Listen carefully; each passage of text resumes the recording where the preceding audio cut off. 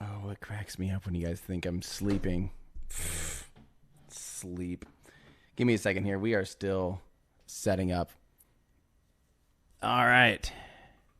We're gonna be tweaking some stuff here. We've been playing on the back end around here, trying to get some stuff adjusted and trying to make it better than ever. So, yeah, hopefully you guys can see me and hear me. And yeah, hi, good afternoon. It's funny, from where I'm at, 6 miles away, I literally can't see anything. Actually, Andrew, why don't we pop up? Why don't we show them our beautiful view here today? Believe it or not, that is not mud. It's not just a picture of some mud and a coffee stain. That is our view today. So that's why we're lucky to have our good view. Go ahead and run that again, Andrew. Boom. Yep. So, yeah, we're hoping to see a static fire here today, guys. So welcome. Good afternoon. We're hoping that this is going to be the last time that SpaceX test fires SN9. That is serial number 9 or Starship number 9. There's some debate going on, I think. SN has traditionally just kind of meant serial number. That's a pretty common nomenclature. But this is SN9. This is the 9th prototype of Starship. This is Starship's 9th iteration, basically. So, well, really, it's more like it's kind of, in some ways, 11th, or in some ways, it's 12th, because there's Starhopper. There, of course, was Mark 1 and Mark 2, which were just kind of more or less mock-ups and kind of how do you prototype, build the stuff. Then there was SN 1 through 8, as you guys know. This is SN9. Yeah, it's happening, my friends. So what we're hoping to see today is just a static fire. That's where they hold down on the rocket. They keep it mounted to pad B there. You can see pad A to the left. You also can see SN 7.2. That is their kind of burst test. That's their just tank test, little mini tank rupture test article that they have. You can tell it's relatively far away. Hopefully safe from anything that would happen, and if not, then it's repairable. You know, they build these things.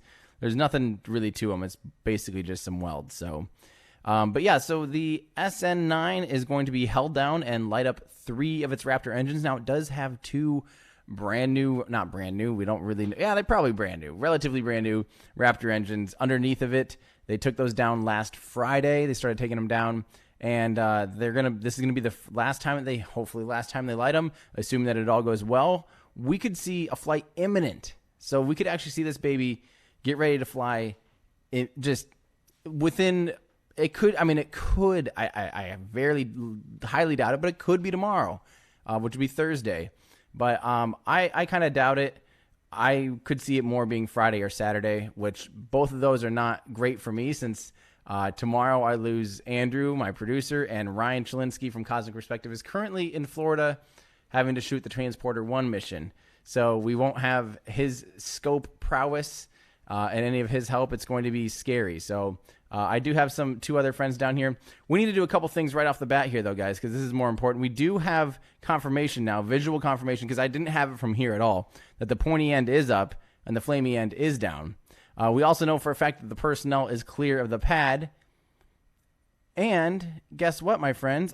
There's also some ground tank clouds.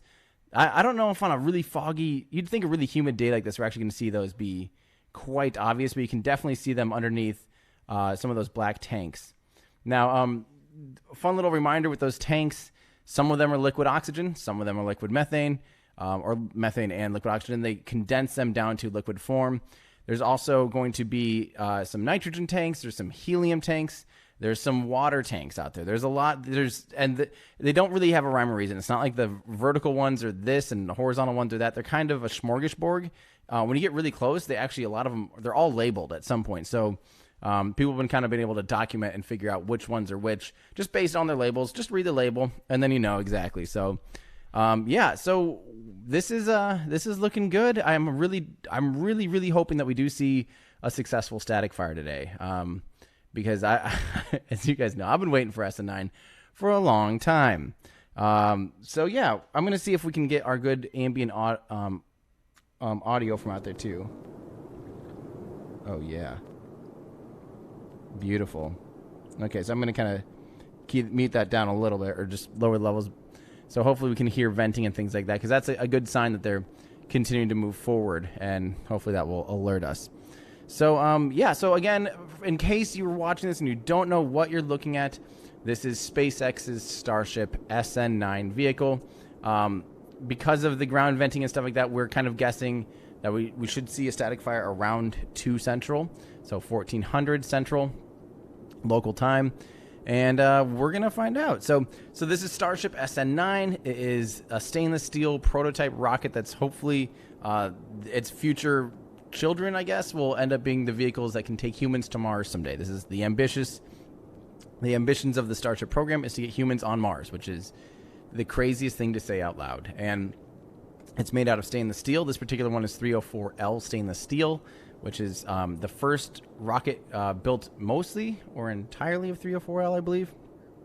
It also has 3 Raptor engines underneath it, and that's SpaceX's full flow stage combustion cycle Raptor engine that runs on methalox. So that's liquid methane and liquid oxygen. And we're hoping to see it do a very similar hop to SN8. It actually won't go quite as high as SN8. It looks like it's going to be flying to 10 kilometers instead of 12.5. So that's what, 33 or 35,000 feet or whatever. And that actually will be good for us because you don't have to track quite as high.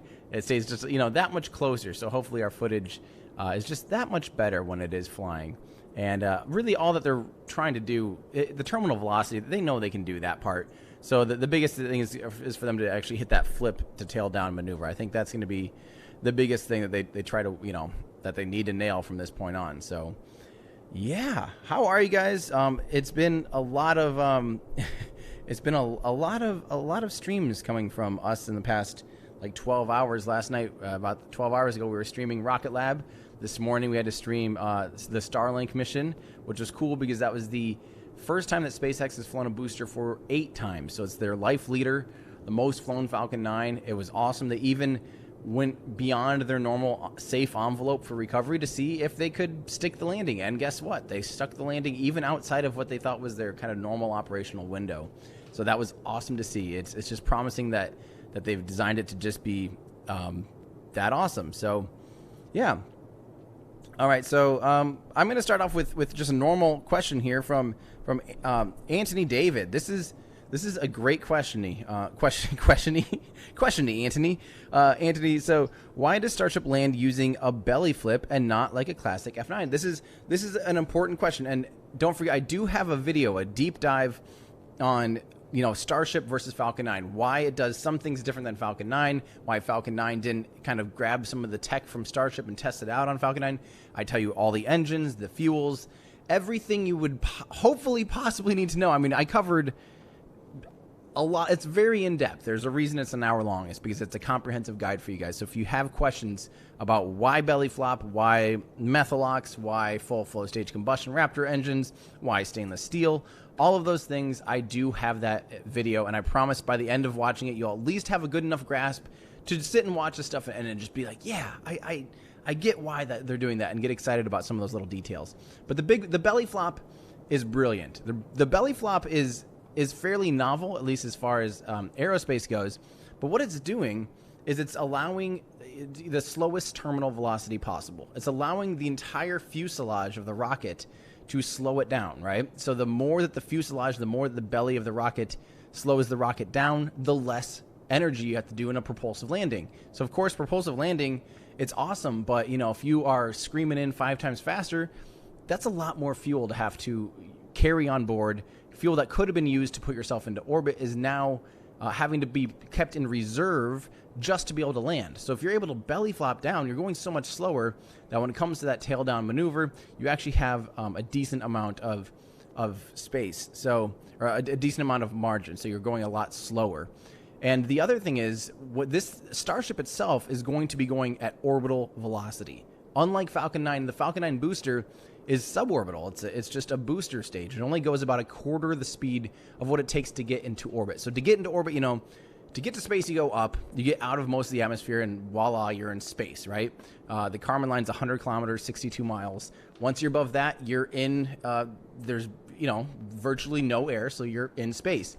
Now, to stay there, you have to be going really fast, about 17,500 miles an hour, about 28,000 kilometers an hour. You're screaming. That's 10 times faster than a bullet.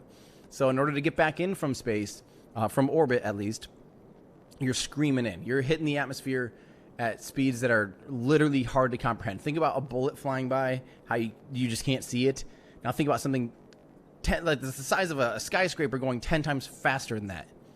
It's insane, right? And so in order to survive re-entry and in order to have as much heat dispersed throughout as much of the vehicle as possible, you do that belly flop maneuver. Because if it just pencil dives like the Falcon 9 does for its suborbital re-entry, which is still pretty brutal, the Falcon 9 still has to do an entry burn just to survive re-entry at a suborbital speed. If you're coming in 4 times faster than that, unfortunately, the relationship between speed and the heat experienced by the vehicle isn't, if you're going 4 times faster, it's not like, oh, it's 4 times more heat. No, and it's not like it's it's not like it's squared, 8 times more heat.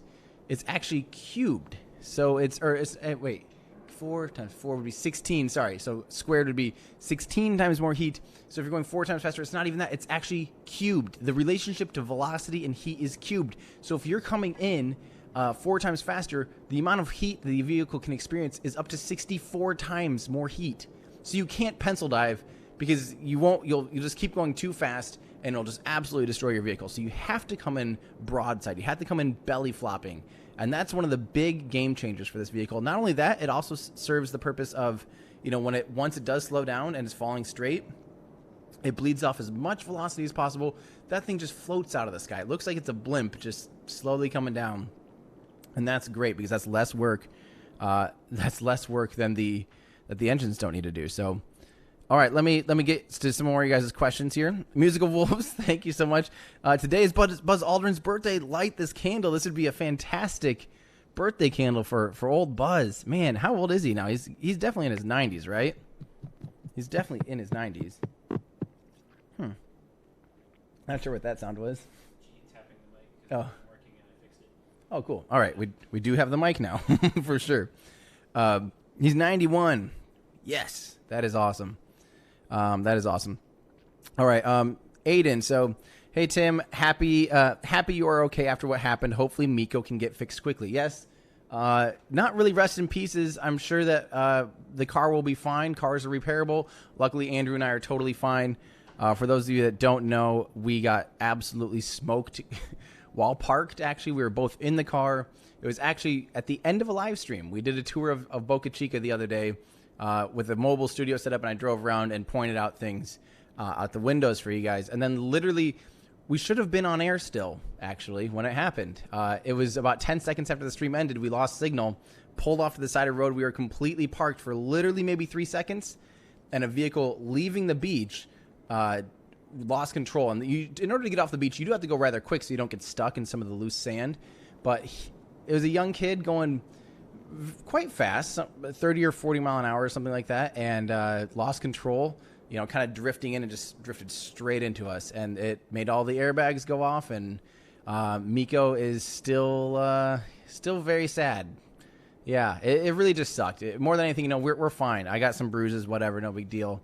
But the situation just sucked for, we're running around trying to do so much stuff out here and then just have to worry about that on top of everything because now the closest service center is San Antonio, which is 5 hours away.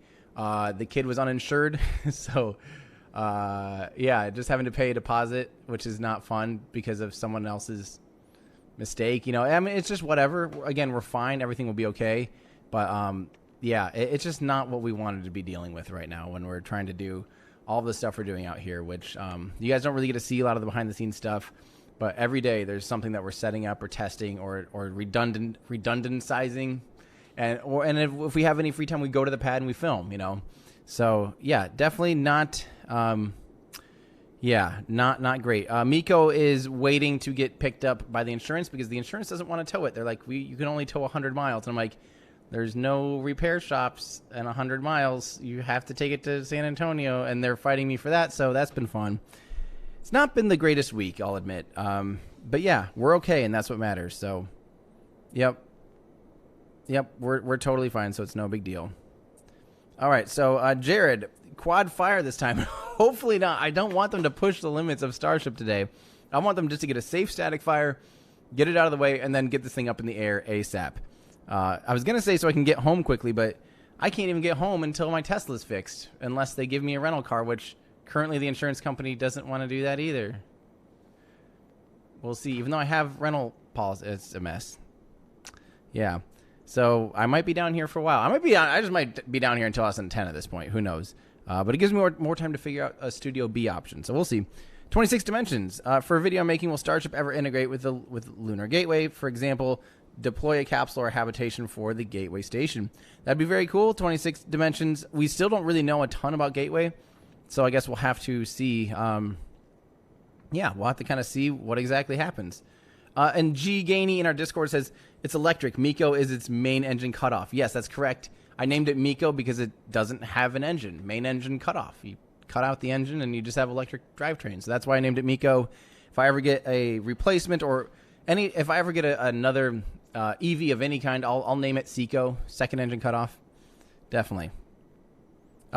This is from Chris. Let's talk about 7.2 a bit. Sounds good, Chris. So off to the right behind Chris's head right now on screen, you do see that tank, and that is 7.2. This thing has been their burst test. I don't even get, at some point, is there even any original hardware, or do they just keep rebuilding it? But this is how they test new materials. So they'll make just a couple ring sections, put some bulkheads on it, and then they fill it up with, they do first kind of normally a pressure test, and then like a cryo test at cryogenic temperatures with liquid nitrogen. And sometimes they'll go until it bursts and see what it can handle for pressure. And so so this is 7.2. We're hoping to see that probably do its burst test once they get SN9 off the pad, but they're just getting it out there because it's ready to go is my guess.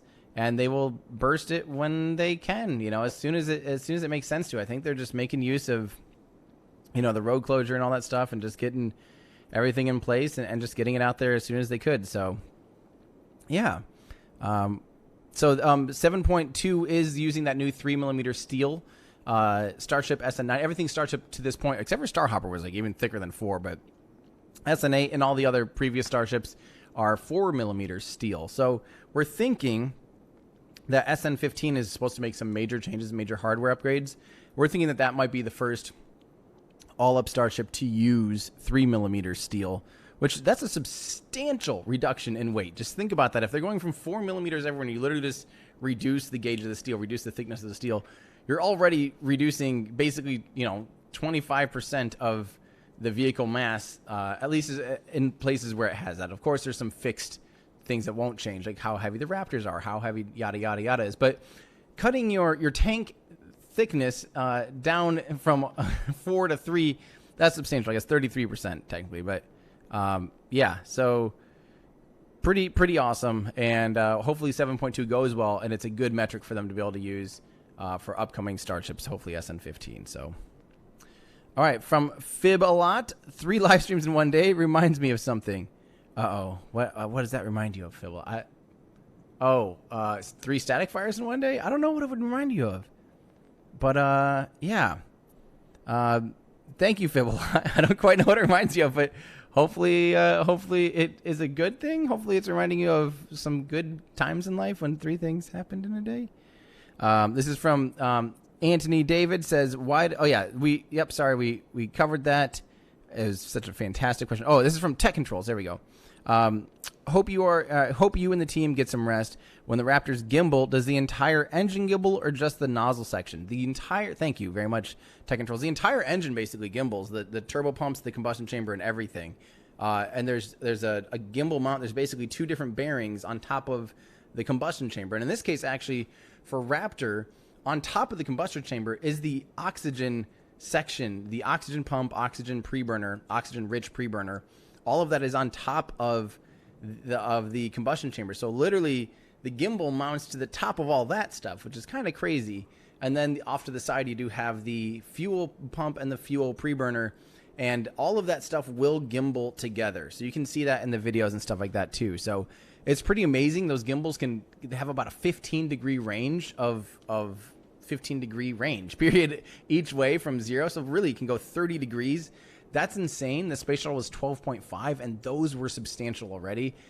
I don't know. Besides, say the Vernier engines on Soyuz, those little things that go back and forth like that. I don't know if that counts because those are just auxiliary thrusters. They aren't the main propulsion. I think this has to probably be a record for main propulsion gimbal limits. I feel like unless somebody knows, maybe there's some weird, you know, some other weird engine out there that for some reason gimbaled a ton and I don't know about it, but 15 is substantial. And you can see it when they're shutting off engines. You see them dance around it and maintain perfect symmetry and control. It's just absolutely incredible. So, Martin Custer says, will SpaceX build more and more permanent production facility? Yes, we're actually seeing that. Even the production facility now is just beginning to solidify. You know, they're putting a restaurant in, they're putting a bar on top of the high bay, they're putting fences up and trees and lighting and sidewalks and stuff like that. It's getting more and more serious. Kind of every time I come out here, we kind of see it looking a lot better. By the way, it's definitely not going to be. Yeah, it's not 11 minutes. We haven't seen ground tank condensation for a while or anything. So let's go back 30, I guess.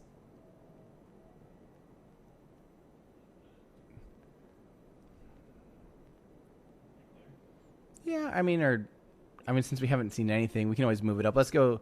What is it? Let's go 230. But we really have no idea. So, yeah, Cloud Boy. Yeah, the RS-25 gimbaled 12.5 degrees. Yep. So so the production facility is getting more and more permanent, and that's awesome. So. I think this is just kind of the beginning of all this stuff. If you're here watching now, you're kind of watching history. I mean, I know I say that quite a bit, and I do mean it. This is history in the making. The fact that we have access to this kind of history is very unusual. You know, Blue Origin doesn't let us see their testing and development of New Glenn. Trust me, guys. Don't Jeff Who me. Okay, go ahead, Jeff Who, whatever. Have fun. Let's see it. But Blue Origin, you know, they do a lot of stuff. When New Glenn flies, it's going to be incredible. It's going to be this incredible orbital vehicle that's in some ways a lot more capable even than Falcon Heavy. So their first orbital rocket's going to be insane, but they don't show us what they're working on. They aren't working out there on a public, next to a public highway where we can watch all this stuff constantly, right? Same with ULA. When ULA is working on Vulcan, you're not sitting there seeing all of their steps with their workers welding the next Vulcan up together. You're not seeing, Firefly when they're working on their new rocket. You're not seeing the workers literally testing out little bits of hardware. You're not seeing, it's just not normal to see a rocket get tested. This is not normal. And it's awesome. It's absolutely incredible that we live in this day and time and era where we have access to this stuff. And that's why I'm taking as much advantage of this time as I can, because I don't know if this will ever happen again. You know, this is unusual that there's this swath of land and this that the public can actually get this close to all this stuff. It's very unusual. So I'm taking. I know a lot of people want me to get back to making my normal videos, and trust me, I want to do that too, because I do love that. That's what I'm most passionate about. But at the same time, I'm also passionate about preserving history and about bringing you guys, doing the best that I can to bring you guys what I'm seeing and witnessing. And we got to take advantage of this time. So we're still doing Jeff Who's. Wow, you guys aren't letting that one go. Jeez. All right, so Andrew, let's actually roll back ground tank. Oh wait, no, there is some. Never mind. There is a little bit. That's a very small dust devil. I'm not sure. Jeez. All right, and we're done with Jeff Who. All right, so let's see. This is from Milwho's K for the extended hotel stay. Thank you very much. It's going to be a while, especially if Miko takes a couple weeks to get fixed. It's going to be a while. But like I said, that is enough time for me to hopefully try and figure out a Pad B or a Studio B option. That is something that I'm pursuing. I think it's worth more than, not necessarily financially. I think it would actually pay off financially, for especially seeing how long I've been down here already in this hotel. And this hotel room is not cheap, so I think it would make sense financially. But what I'm more worried about is that it makes sense time-wise. If we can have stuff set up, ready to go, not having to tear stuff up down as much and set it all up and have a proper studio space where I can cover this stuff for you live or even remote in live. I mean, yeah, it would be game-changing, and I think that's important. I want to have some semblance of free time, some semblance of my normal life and stuff wouldn't be bad. But yeah. All right. So, Vincent, I'll answer this quick. We get the models. The models are from all over the place. I tend to answer that almost every live stream when I'm back home in the studio. The models are from either Buzz Space Models. That's BUZZ spacemodels.com. Those are Ollie Bronze. They're amazing. I get a couple of the other ones are all from the providers. You can get some from ULA. They sell some of their models online. And then Blue Origin sent me some models and all that stuff too. So, yeah. All right.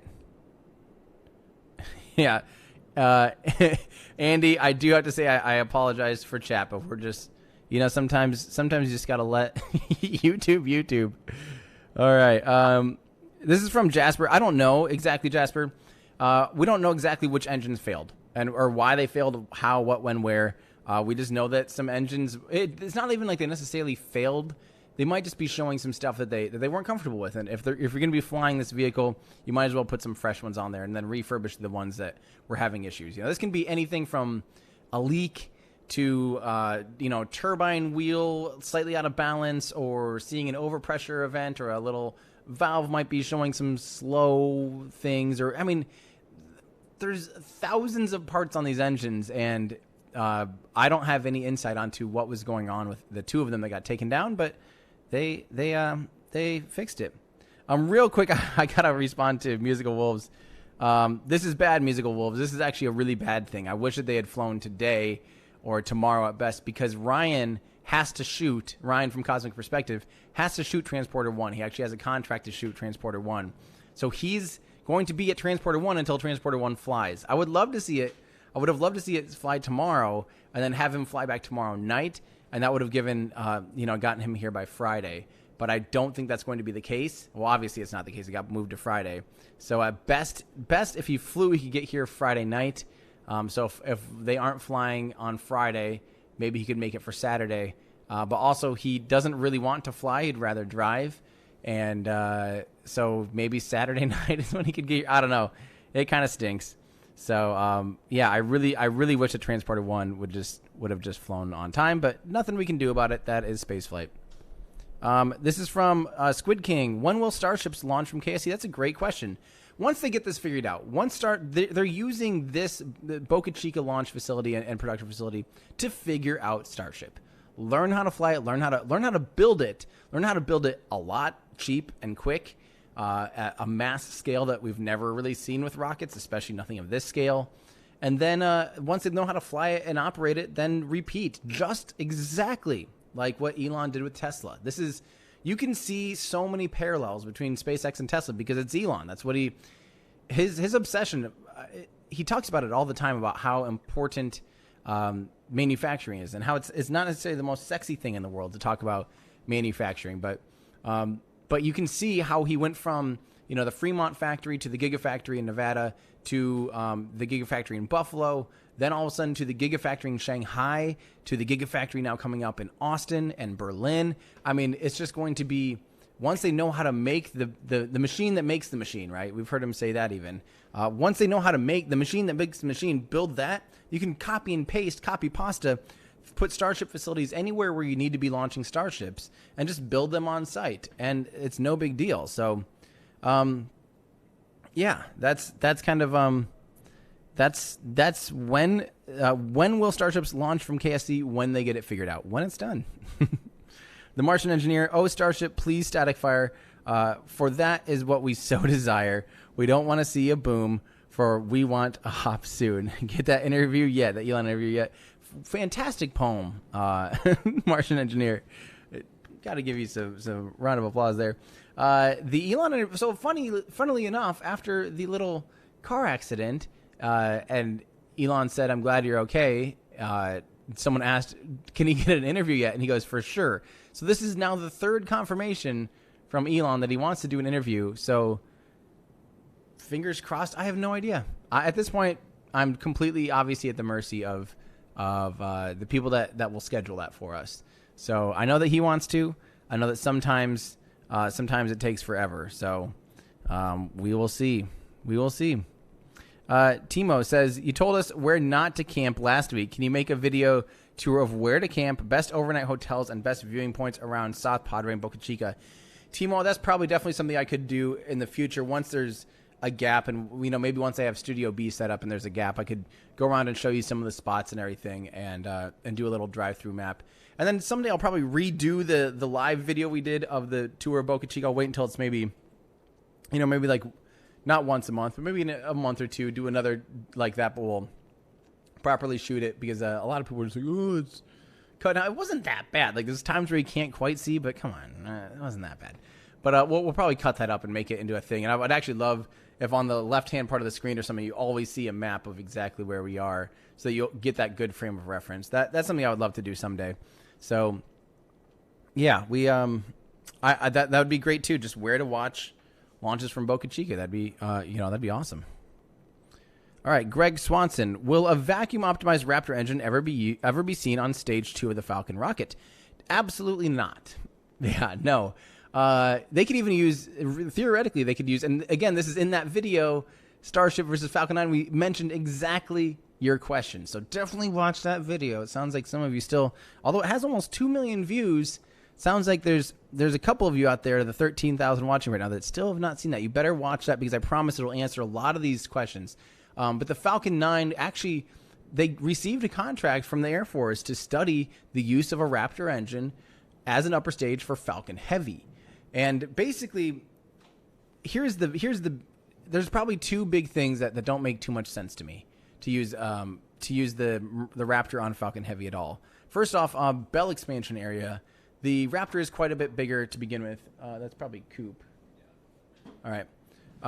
So the bell ratio of the Merlin vacuum engine is already pretty big. You actually couldn't expand out a Raptor as big. Although even a sea level vacuum or sea level Raptor engine is in some ways, what is the specific impulses? It is lower even in a vacuum, or it's about the same in a vacuum as a vacuum optimized Merlin. So so we will not see that. The other big thing is its thrust to weight ratio would be way too high. So the Merlin vacuum already is almost too powerful for an upper stage. They have to throttle that thing way down to not introduce too high of G loads when it's almost out of fuel. So obviously, as fuel drains, you decrease your throttle in your engine, so you're not putting 5, 6, 8, 10 Gs into a fragile satellite or a human.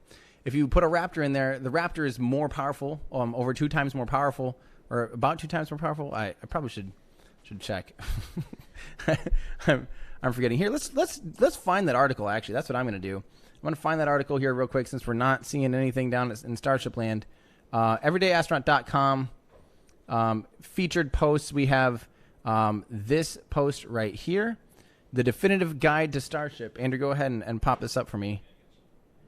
So this is our article here, and you'll want to check this out. We do have basically everything.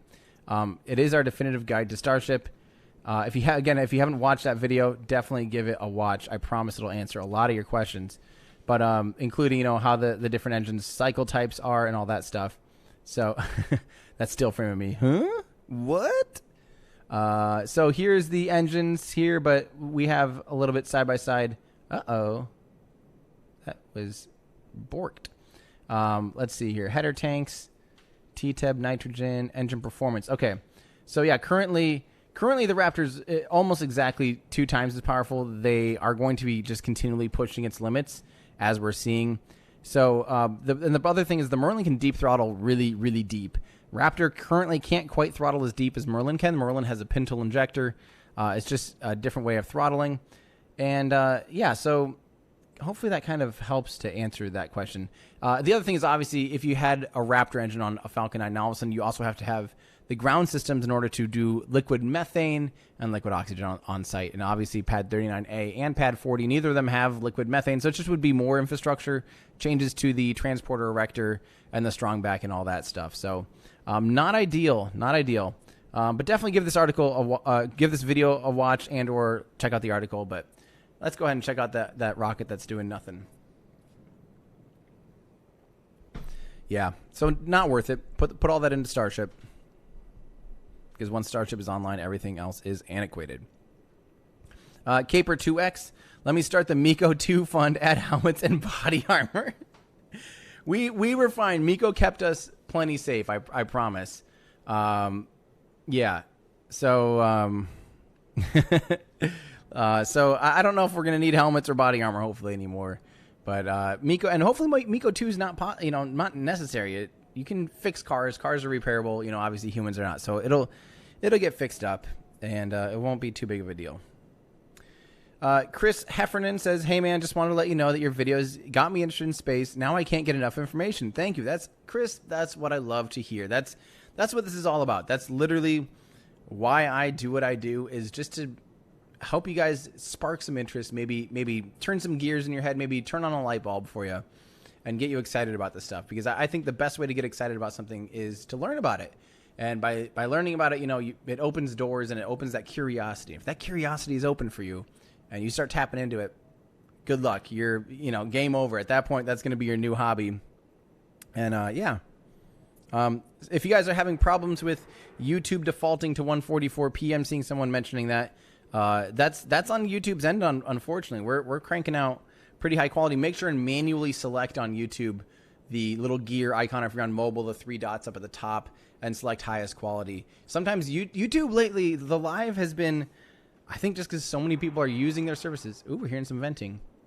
Because so many people are using the services and stuff, I think they're defaulting to lower resolutions. So just go ahead and make sure that you're in the highest quality, because we are sending this to you in nice high quality. It's 1080 to you guys. Someday in the future, we might try and broadcast in 4K, because all of our gear does 4K. But the thing is, through atmospheric distortion and stuff like this, 4K can't resolve the rocket any better than this, because we're looking through a mile and a half or 2.5 kilometers of hazy atmosphere. So even if we were shooting in 4K and broadcasting in 4K, all it would really do is slow it down for you guys. So I don't really think that's necessary. So Thomas, sorry about your car, dude. Thank you. It'll be all right. We'll get it figured out. Same with Gasquid Zeno, Tim's Miko Fund. Thank you very much. Again, hopefully everything will be fine. I'm sure I'll be taken care of. But thank you. Anime Plexiglass, thank you for your membership. You're awesome.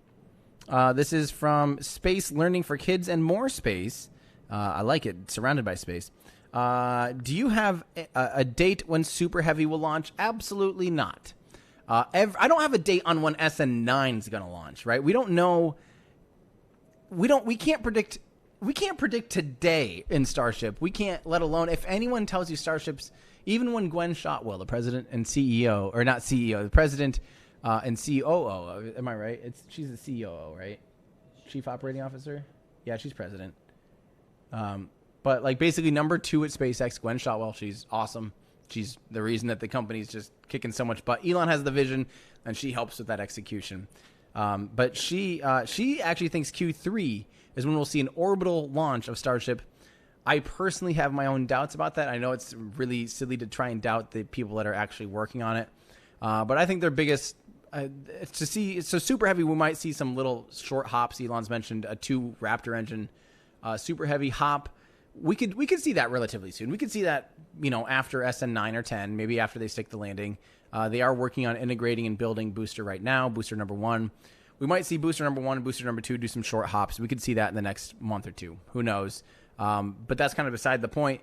The bigger point is orbit, I think, will take a long time, because there's definitely a limitation on the number of Raptor engines and the number of Raptor engines they can produce. To get to orbit, it's going to take somewhere between the upper stage and the first stage, will take somewhere between 20 and 30 Raptor engines to even get into orbit at all. And that's a lot. I think it's going to be a long time before they have that big of a stockpile of operational engines. So, yeah. All right, let's get into Timo Gleesner, if I remember right. That's the double S. Thanks, Tim, for being who you are, and sorry for the mess with Miko. We love you. Greetings from Germany. Well, thank you very much, Timo.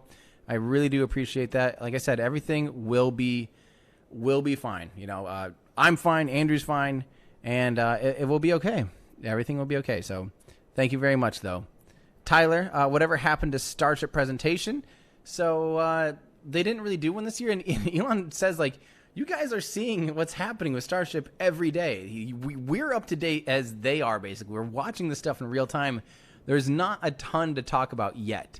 So they just didn't do one, and obviously not an in-person one since the pandemic.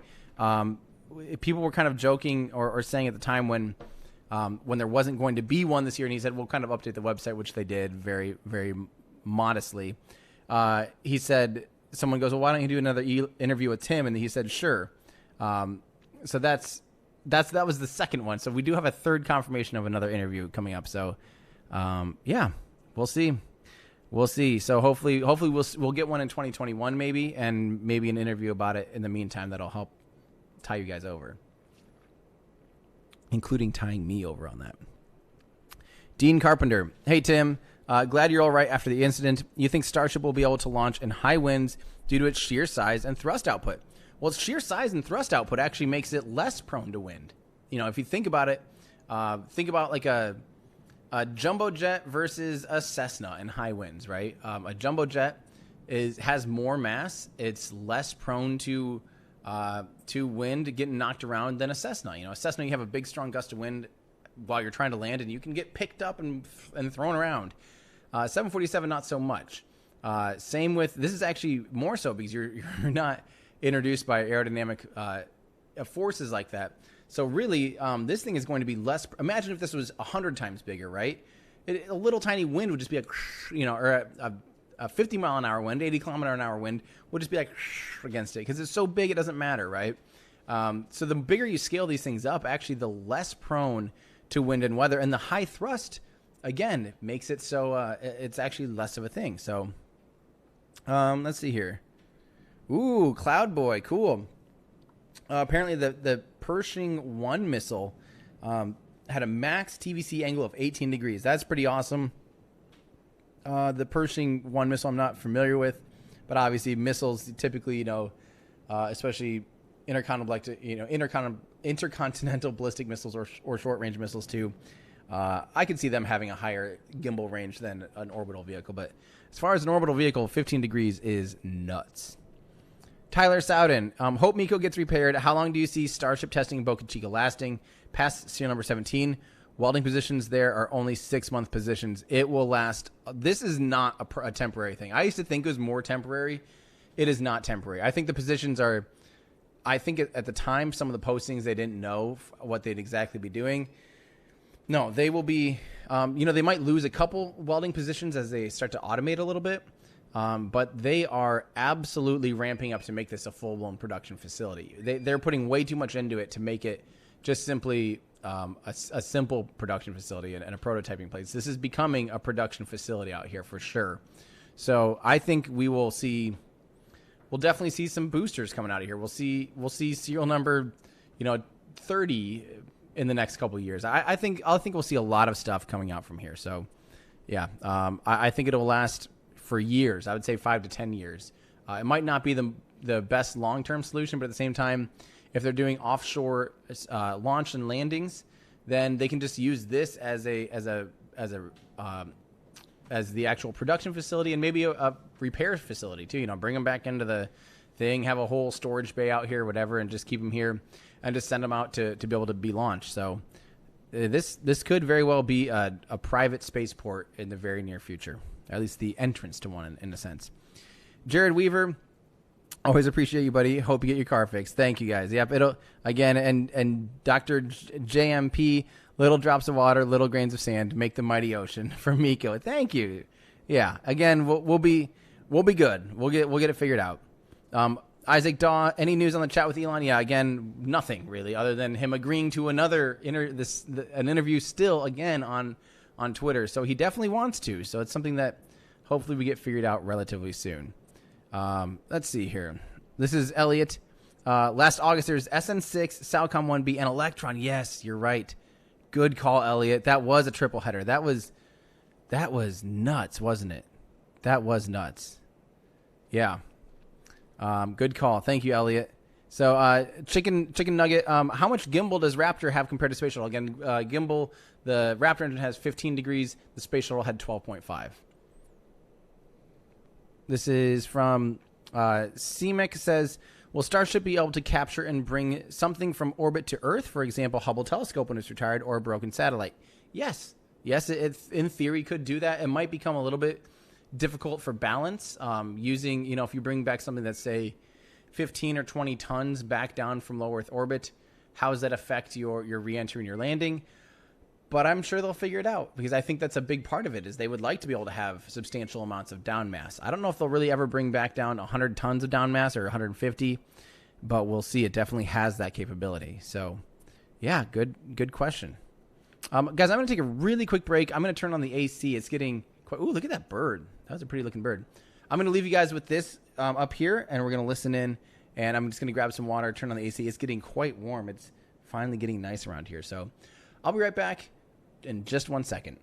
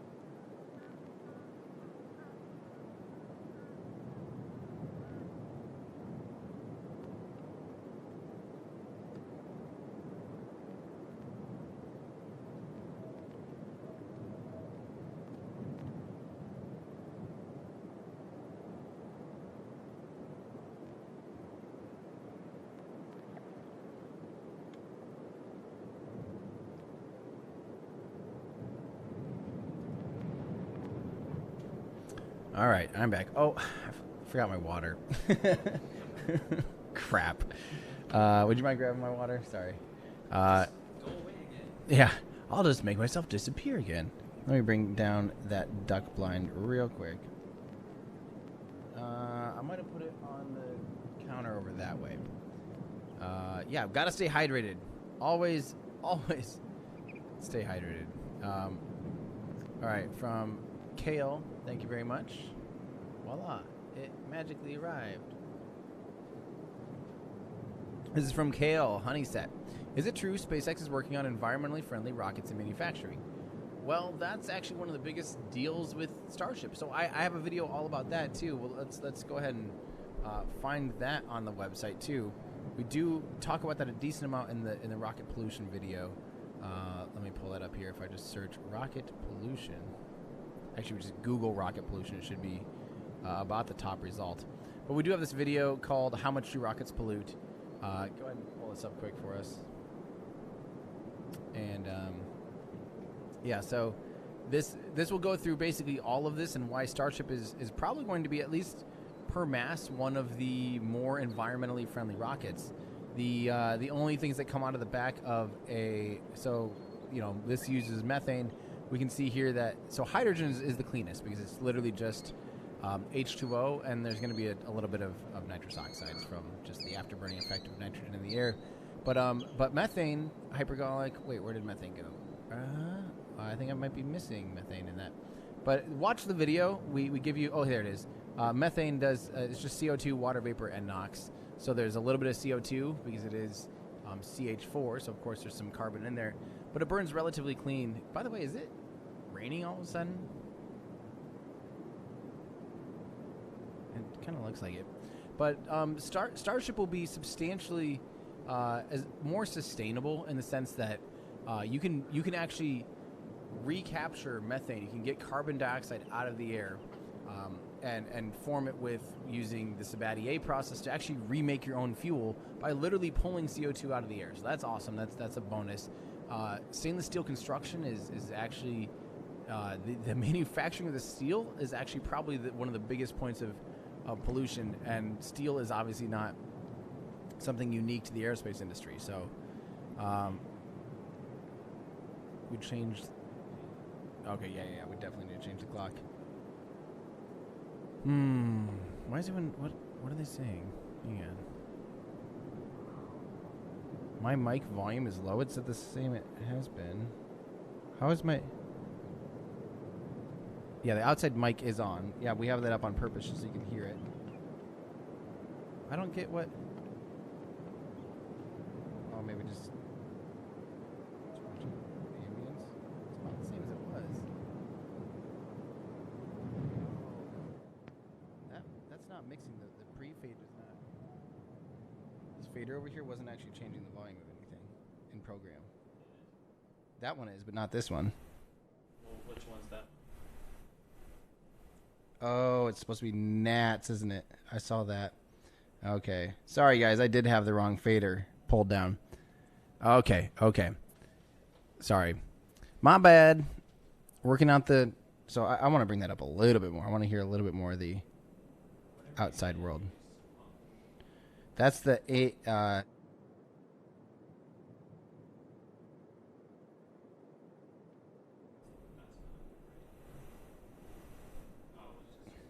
yeah.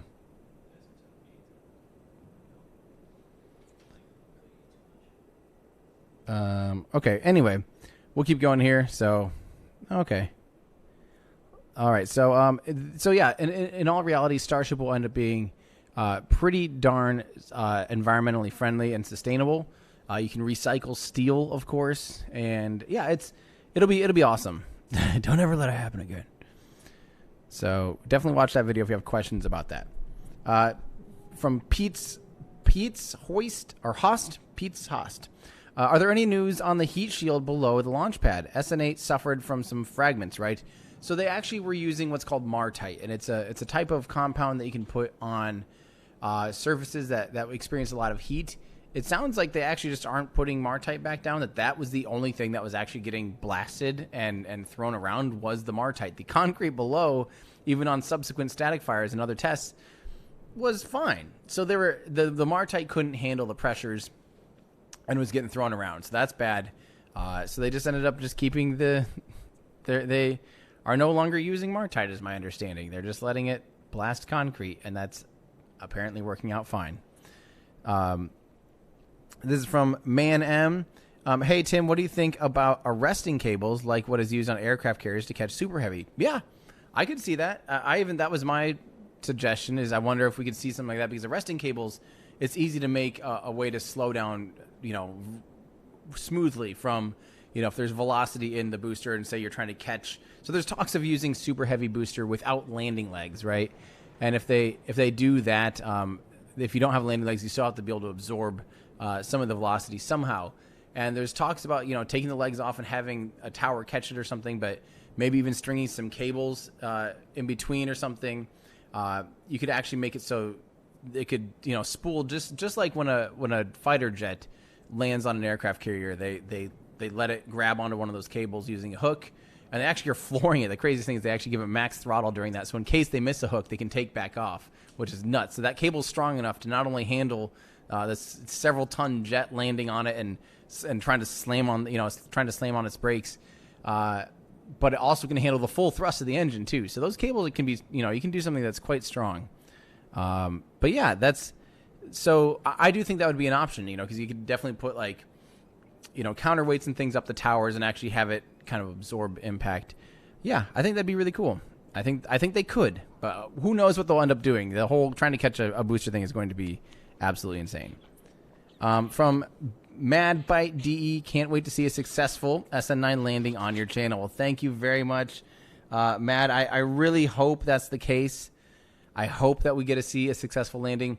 I hope it's a clearer day than today, because let's go ahead and show him the other camera quick, Andrew. Because this is our view today. And he's got to punch it over quick. That's our view today. It doesn't even show you that's not even the best view. I could almost turn my camera. It's really bad. It's very, very, very bad. So, yeah. All right, back to the good camera. Hopefully it doesn't fly anything like this. So, Mr. Trushu, thank you for everything you're doing and all the information you put out. I have gotten into this because of your SN8 video originally. Now hooked. Holy cow, you're fresh then. You're super fresh. If you're just now getting, that's awesome. I really, really, really like to hear that, Mr. Trushu, that you're just now getting the bug, caught the bug. Get ready, because there's a lot of stuff going on. So, yeah, thank you for tuning in, and hopefully SN9 sticks the landing. And again, if you need an explanation on what the stuff is, what they're working on, all that stuff, definitely watch our Starship versus the Falcon 9. I think it'll help. I think it'll help quite a bit. So, all right, from Riley. Riley, thank you so much. Riley said, just watch Bridenstine's farewell message, and man, it actually brought a tear to my eye. When he was nominated, I'll be honest, I was concerned. But man, did he erase all doubts I had, hoping the next administrator is as good as he was. Yes. Oh, this should be for Bridenstine himself. I repeat that exact same sentiment, Riley. I was very, very weary at first. We had someone that on public record had been a climate change denier and was not seeming to want to really be listening to science. And when he got in office, boom, he was great. He was a phenomenal administrator. I did not want a politician in charge of NASA. I thought that'd be the worst thing. Come to find out, a politician that cares about this stuff and is not just, just being a politician or whatever. He did a really good job of getting people together and kind of blending some of that stuff. So Bridenstine did a lot of stuff. He set NASA in the right direction, in my opinion. He really started bringing in commercial partners for a lot of different things, helping to open up a commercial sector and push things along. He really put a lot of fire under SLS's butt, which is much needed. Yeah, I still think he kind of cheers for, naturally so. I think he cheers for some of the traditional things still too, but I think that's what you kind of had to do at this point. If you scrap all the traditional things, NASA could lose a lot of funding and NASA could get really hurt. And trust me, we can't defund NASA. Anyone that thinks, if you defund NASA, those funds don't go somewhere else. They don't go, if you cut $6 billion from NASA's budget, $6 billion is not going to show up at SpaceX's doorstep. We definitely have ground tanks now. Big time. Awesome. This is good. This is very good. We totally made up our T0, but wow, look at all that. That could be, about 30 minutes beforehand, so we'll look for when the rocket is venting next. But, and of course, guys, NASA does so much stuff behind the scenes and supports the commercial sector, supports the commercial industry. I don't think NASA should be building rockets anymore. I don't think that's their job anymore. I think that's solved. The commercial entities have this stuff figured out. They're getting it more and more figured out. And it's commercially viable, especially even super heavy lift rockets like this will be commercially viable.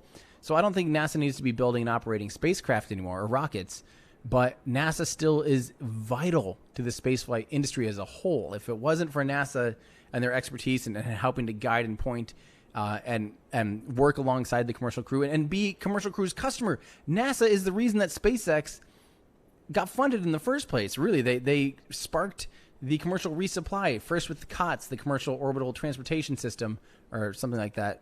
I don't know if I exactly nailed that acronym. And then eventually commercial resupply missions, which SpaceX has now flown over 20 of, I think 21 now, commercial resupply missions for NASA. NASA pays a lot of money for those and paid for a lot of the development of that. And then, of course, NASA hired SpaceX and Boeing to fly humans to the International Space Station. And so far, SpaceX has flown, 5 humans, or 6 humans, I guess, on their Dragon capsule. So that's all because of NASA. So that's NASA's money, NASA's funding, NASA's expertise and partnerships and all of that. So yeah, I definitely think Jim Bridenstine did a really, so this is all Jim Bridenstine rant, did a really good job of blending those two things together, bringing in commercial partners, getting them, making these natural partnerships with NASA, and really embracing commercial partnerships, not scaring away from them. So yeah, I hope the next administrator is definitely just really can follow up on that same note, because Jim was awesome. Mark, thank you so much for Studio. This will be, we'll definitely get Studio B figured out, and then you guys will actually be able to see a lot more from me, a lot more just live videos from down here. You'll be able to see me easily be able to go back and forth, no problem, because I'll have a place to keep everything set up. So, all right. So, Michael, Overbeck, glad you guys are okay after the rud of Miko. Yes, thank you for all your work and coverage. Thank you. Hopefully Miko's not dead. I have hope that Miko's not dead. It just got a little banged up, sheet metal is repairable, and the airbags are replaceable and all that stuff. So hopefully it's good. And if not, then he is replaceable. And Seiko might have to be a girl. I feel like Seiko could be a girl. I don't know. But yeah, Miko is definitely a guy. So, we'll see. We will definitely see. From Ren Bell, hi, let's light this candle for my little girl's birthday. What do you think about NASA helicopter on Mars? The NASA helicopter on Mars, the Ingenuity is going to be one of the coolest things ever, honestly. I cannot wait to see some basic, drone footage or, UAV footage from the surface of Mars. Is going to be incredible. If you guys don't know about this, they're going to be landing in about a month from right now. Is it February 17th, I think, is the landing of Perseverance, and Perseverance is carrying a little Mars helicopter. Yes, Mars has only 1% atmosphere, but thanks to the geniuses at NASA and JPL, they do have these. I've touched some of the rotor blades for Ingenuity. Each half is about, it's about, I think it's almost a meter long, or maybe the entire rotor span is about a meter. They're huge. They're big props. There's 2 of them. They counter rotate. You would not believe how lightweight they are. It is absolutely terrifying how light. Like, I've literally, I picked it up and they had to warn you, don't lift, because it looks big and heavy, so your muscles will kind of be like, because you will throw it. Like, they literally just hold your hands out and will set it down on your hands, and it is unbelievable. It is so cool. So yeah, Ingenuity flying around on Mars is going to be awesome. Can't wait for that. If you have questions about that, we do have that video, Curiosity versus Perseverance rovers, comparing those two, because they're similar. They're siblings. They're based on the same architecture and all that stuff. They flew on the same rocket, but they have very different missions. And Perseverance is definitely a nice upgrade with a lot of cool things to look forward to. So watch that video if you haven't already. Maybe right before the landing, get brushed up so you can watch the landing and all that stuff. It will be awesome. So, yeah. All right. I think it's very cool. Leander, thank you so much for the membership. I appreciate it. Jackson Van Brocklin, who is most focused on habitat development? Habitat development is definitely one of those things that NASA, kind of has a lot of work on in the past and a lot of work on in the present. And that's the type of thing that I think NASA can do really well, is pay for those things that, unless you're selling seats to, unless you're selling a hotel stay or something, there really isn't a profit in a habitation on Mars. Same with sending a drone to Mars, or sending a quadcopter to Titan or whatever. Those things, who's going to pay you for that? That's taxpayer money. That's exactly what NASA should be building and working on and pushing the envelope on, and trying to really do game-changing things. But habitat's one of those things that there's a lot of NASA studies, a lot of NASA funding, looking for good options, and even 3D printing regolith on Mars and making habitats. There's been talk about My personal theory is Elon's going to send the Boring Company, a Mars variant of Boring machines, because obviously he owns the Boring Company. He owns, think about this, he owns SpaceX, which is going to get humans to Mars. He can put Starlink around Mars to help communicate and have 24-hour full communication. Of course, there's still going to be major latency of 20 to 40 minutes on Mars, round trip time from Mars to Earth. Ooh, did I just hear a vent? I'm going to turn up ambient just a little bit so we make sure we don't miss a vent. He owns, so he can put communication on Mars. He can get humans to Mars and habitats. Hopefully, he owns Tesla, which obviously is electric rovers. So you can use electric vehicles on Mars. Of course, he owns the Boring Company, where he could bore down and make habitats on Mars.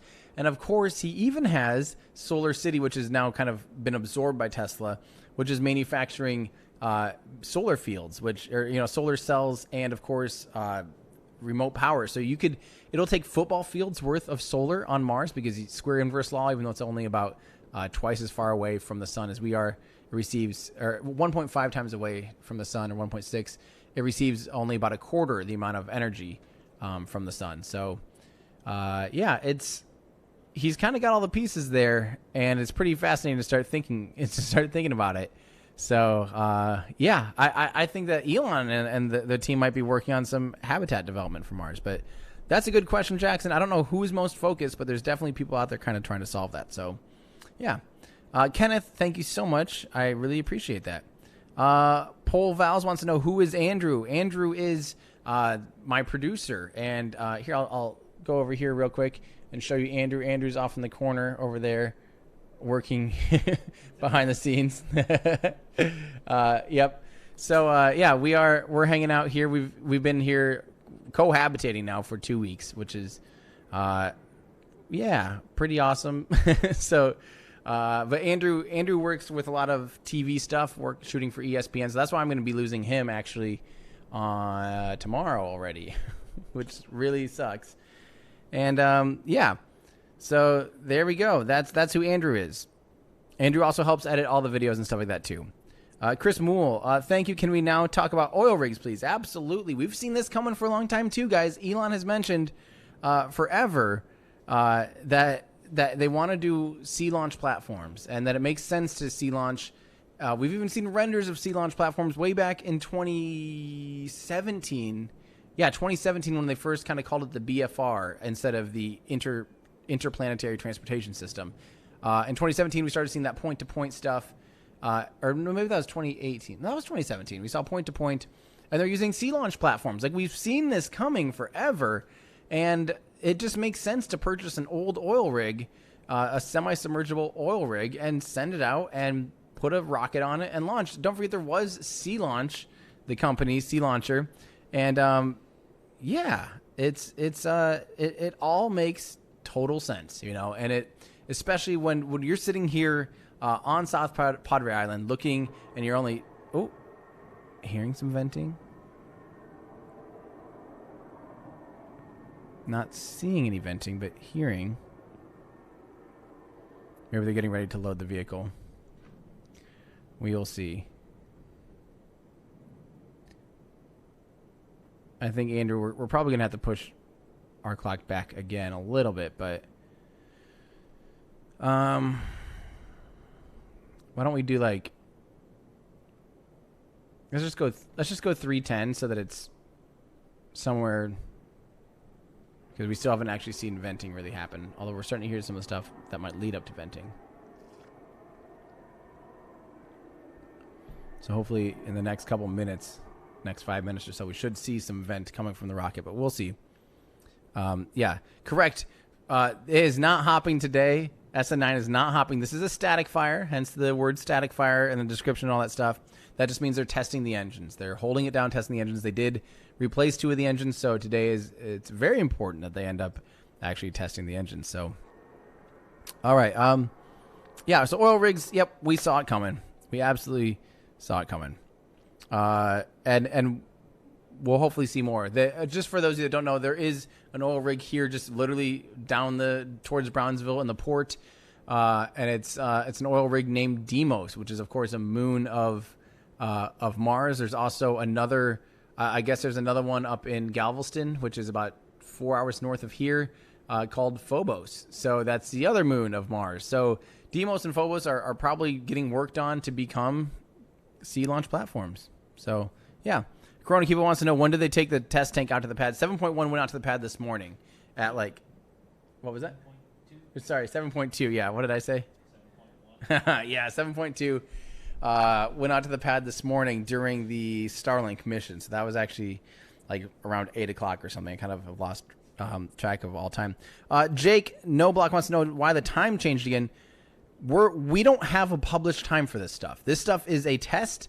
We don't have any communication between us and SpaceX. SpaceX is doing all this, behind closed doors. Well, not this part, but Mission Control is just sitting there waiting to figure out everything.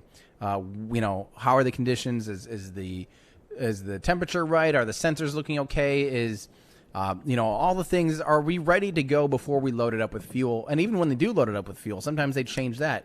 We're just looking for milestones. So we're waiting to see the actual vents from the rocket, and that's usually around T-minus 30 minutes. So, yeah. Hopefully that happens. Nicholas says, Tim, love your content, man. Sorry if you've answered this already. But what do you think about the plans to catch Super Heavy booster by grid fins? Hard to imagine. We talked about it a little bit, but I'll gladly talk about it again because it's insane. They're talking about removing the landing legs on the Super Heavy booster, which, remember, Super Heavy booster alone is going to be, just the booster will be as tall as an entire Falcon 9. And instead of being 3.7 meters wide or 12 feet wide, it's that same 9 meters wide, 30 feet wide rocket. This thing is, just the booster is going to be massive. This rocket that we see now is about 50. This is the upper stage part of it. Is about 50 meters. So add, 20 more meters on top of that. And Super Heavy is going to be insane.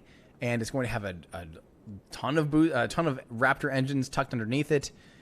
So, they're wanting to just remove the legs. And if you think about it, that makes sense. Why have the legs on the rocket when they're always going to land in the same place? So why not have the absorption be done on the ground? You can make, even if it's, say, 100 times more expensive, you can increase the performance of the booster and increase reliability and all of that stuff, and the cost of having to put landing legs on every single one. If you kind of just build some, we'll call it legs, but it's not legs, a way to have shock absorption right on the ground. And it's not that crazy when you think about it. When you stop and think, like, well, they can very precisely land. They can already very precisely control the rocket. So why not, try to control it into a control landing into, a system that can catch it? It'll be awesome. It'll be very, very cool. And this is something that, it's so funny because now we're seeing, back in the day when the Falcon 9 was first trying to land on the drone ship, it was tipping over and stuff, and everyone was going, why aren't they trying to catch it? Why aren't they putting nets up, or why aren't they putting wires up, or doing something to try and catch the booster? And then, now that they're sticking the landings, everyone's like, oh, yeah, that's obvious. But then now we're seeing the opposite, like, wait, why are they trying to catch it? Why aren't they putting landing legs on Super Heavy? So it's like almost the opposite thing, and I just find that to be pretty funny. So, Kermit the Frog. Everybody asked Jeff who. Nobody asked Jeff how. And how is Jeff? How is Jeff? That's, yeah. This is an interesting question here from Creative Name. Why wasn't the Kestrel engine used on the Falcon 9? So the Kestrel engine was the upper stage engine for the Falcon 1. There's two big reasons. Number one, it was relatively low performance. It was a pressure-fed engine. So the upper stage of Falcon 1 was simple. It was you had a tank, and you had another tank that pressurizes that tank. So you have a helium tank, and then you have RP1, and then you had another helium tank, and you had liquid oxygen. You open up valves, you basically put it in the engine, you light it up, and then you just backfill those main tanks. But it's a heavy way to do things because your tanks have to be at higher pressure than your engine. So you're kind of limited on the performance before you're making your tanks so thick that you're now adding so much mass that it's not worth increasing the pressure. So obviously, Kestrel engine was relatively simple, small, because don't forget the Falcon 1 was very small. It was, I don't think it was 2 meters wide. I think it was like 1.5 meters or 1.8 meters wide or something. So it was a much smaller engine. And the other big deal is commonality. So if they're building the Falcon 9's Merlin engines and they're building 9 on the first stage, they just use that same combustion chamber and then put a huge old vacuum bell on it vacuum nozzle extension bell on it, and make some other tweaks to make it more optimized for the vacuum of space. But you have that commonality then. You're building kind of the same engine instead of having another production line to build this smaller engine that's lower performance and pretty underpowered. I think it wouldn't really be able to push around the Falcon 9 upper stage too easily. So, yeah, that's that story. That was a good question. Micah, aloha. Light that beast. What do you think about Phobos and Deimos, and how can that steel giant land on them? Our streaming Perseverance landing. Probably am I streaming the Perseverance landing. Love your stuff. Well, thank you very much, Micah. Yeah, we ended up. Sorry, probably got a little bit in there too late, but we are going to be streaming Perseverance landing, assuming that I'm. Yeah, we will. I mean, that'll be a priority. That'll be an awesome mission. So. As far as the Phobos and Deimos, we've talked about that quite a bit, and same with the landing. I hope that you were able to hear that answer, but it's going to be nuts. It's definitely going to be something to see. That's for sure. The bill says, is SLS funded in its entirety, or will it require more congressional funding? So it's. I mean, there's funding already paid out and bookmarked, at least for the next, all the way through almost Artemis 8. Almost. There's a good amount of contracts already signed to be able to produce quite a few SLS boosters and quite a few Orions. I forget the exact number now. I feel like it's Starship has vented. Are we seeing that?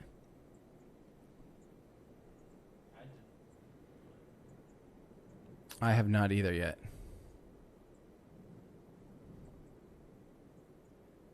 I haven't actually seen any venting yet, so we will see. Oh, there is actually. Did you hear that?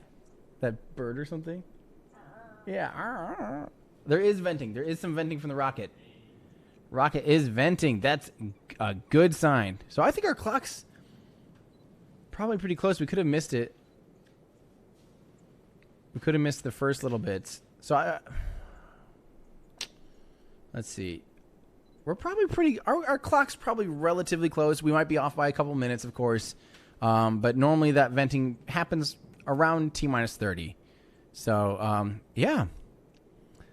So as far as SLS, it's pretty much funded to be able to fly a lot, probably maybe more than some people would want. But at the same time, it is a safety net. I see it as this is basically done. This is basically ready to go. This is certified for humans, and it should be flying humans next year. I'm still thinking it'll probably be more like 2023, but I think it'd be a long time before we actually truly get that capability certified, orbital and flying, even with super heavy or anything else. And like I said, I'll be doing a video about that in the near future. That's definitely one of those that I can't wait to do. All right, from Kale, new membership. Thank you so much. From Greg Hawk 50, everyday astronaut. Do you think they will build the tower grabber before testing the booster, or will they try something else to start the booster? I think at first the booster will have rudimentary legs, really similar to the maybe, we used to see those renders of kind of having more traditional fin-looking legs. I think we'll see that at first. I don't think they'll try catching the booster for quite a while, because that will take quite a big infrastructure. I think they want to fly the booster well before that. So we will see. We will see. All right, Matthew Wheatley. How much variability is there in those numbers? I hear about the shuttle being throttled to 150% or something in SpaceX engines. The space shuttle engines could throttle up to 100. Now they can throttle to 109, I think, percent. They originally could do 105% and then 107 later on, or 108 maybe. But now I believe they're 109. But that's in case of an engine shutdown. They need to be able to over throttle them. Yeah, so 104 for the space shuttle transport for the STS. But then I think later on, didn't they make it like 107 and then 109? I feel like. We'll see. So yeah, they could kind of over throttle them, and that's just 100% based on their design limitations or their designed throttle range. You can go beyond that. It might be a little bit more dangerous, but in a setting where you need to throttle more to be able to compensate, you do need to do that. So as far as these SpaceX engines we've seen them push them super far. We're seeing that in the bar. We're not seeing their actual thrust output numbers, but Elon's talked about, I think so far, didn't they push it to like 330 bar like last year or something? Just insane. And they're operating at like 275. So they can definitely overrun them, which is definitely a good thing. Having options like that. So we will see. Mark Beranger, any word or idea why autogenous pressurization didn't work with the methane tank on SN8? Switch to helium suggests the problem isn't an easy fix. Mark, this is speculation. It's a lot of good speculation on this, though. The autogenous pressurization is a solved issue. That's not a big deal. The space shuttle used autogenous pressurization. That's the external fuel tank used autogenous pressurization. It's something the rest of Starship uses. SN8 used in autogenous pressurization for the main tanks, the header tanks, period, right? And autogenous pressurization is where you take and, so the vehicle's running on liquid methane and liquid oxygen. As it runs through the engine, obviously it expands into a gas, which is more, I want to say voluptuous. I don't think that's the correct word, but I'm definitely going with voluptuous. So it has higher volume, so it expands, and they actually will pipe that back up into the tank a little bit. They'll tap off a little bit of that gaseous methane and put it into the backfill the methane tank. Same with oxygen. They'll take a little bit of that gaseous oxygen and push it right back into the oxygen tank, and they'll fill that. Don't forget, like if this was a sealed container, and if you started trying to suck fluid out, you would, you'd collapse. It would implode basically, right? Because it's sealed up. And if you're draining something out of it, if you're sucking propellant out of it or the fluid out of it, you would need to, in order to make it not collapse, you would have to fill that. So they, like the Falcon 9 and a lot of rockets do use helium to backfill.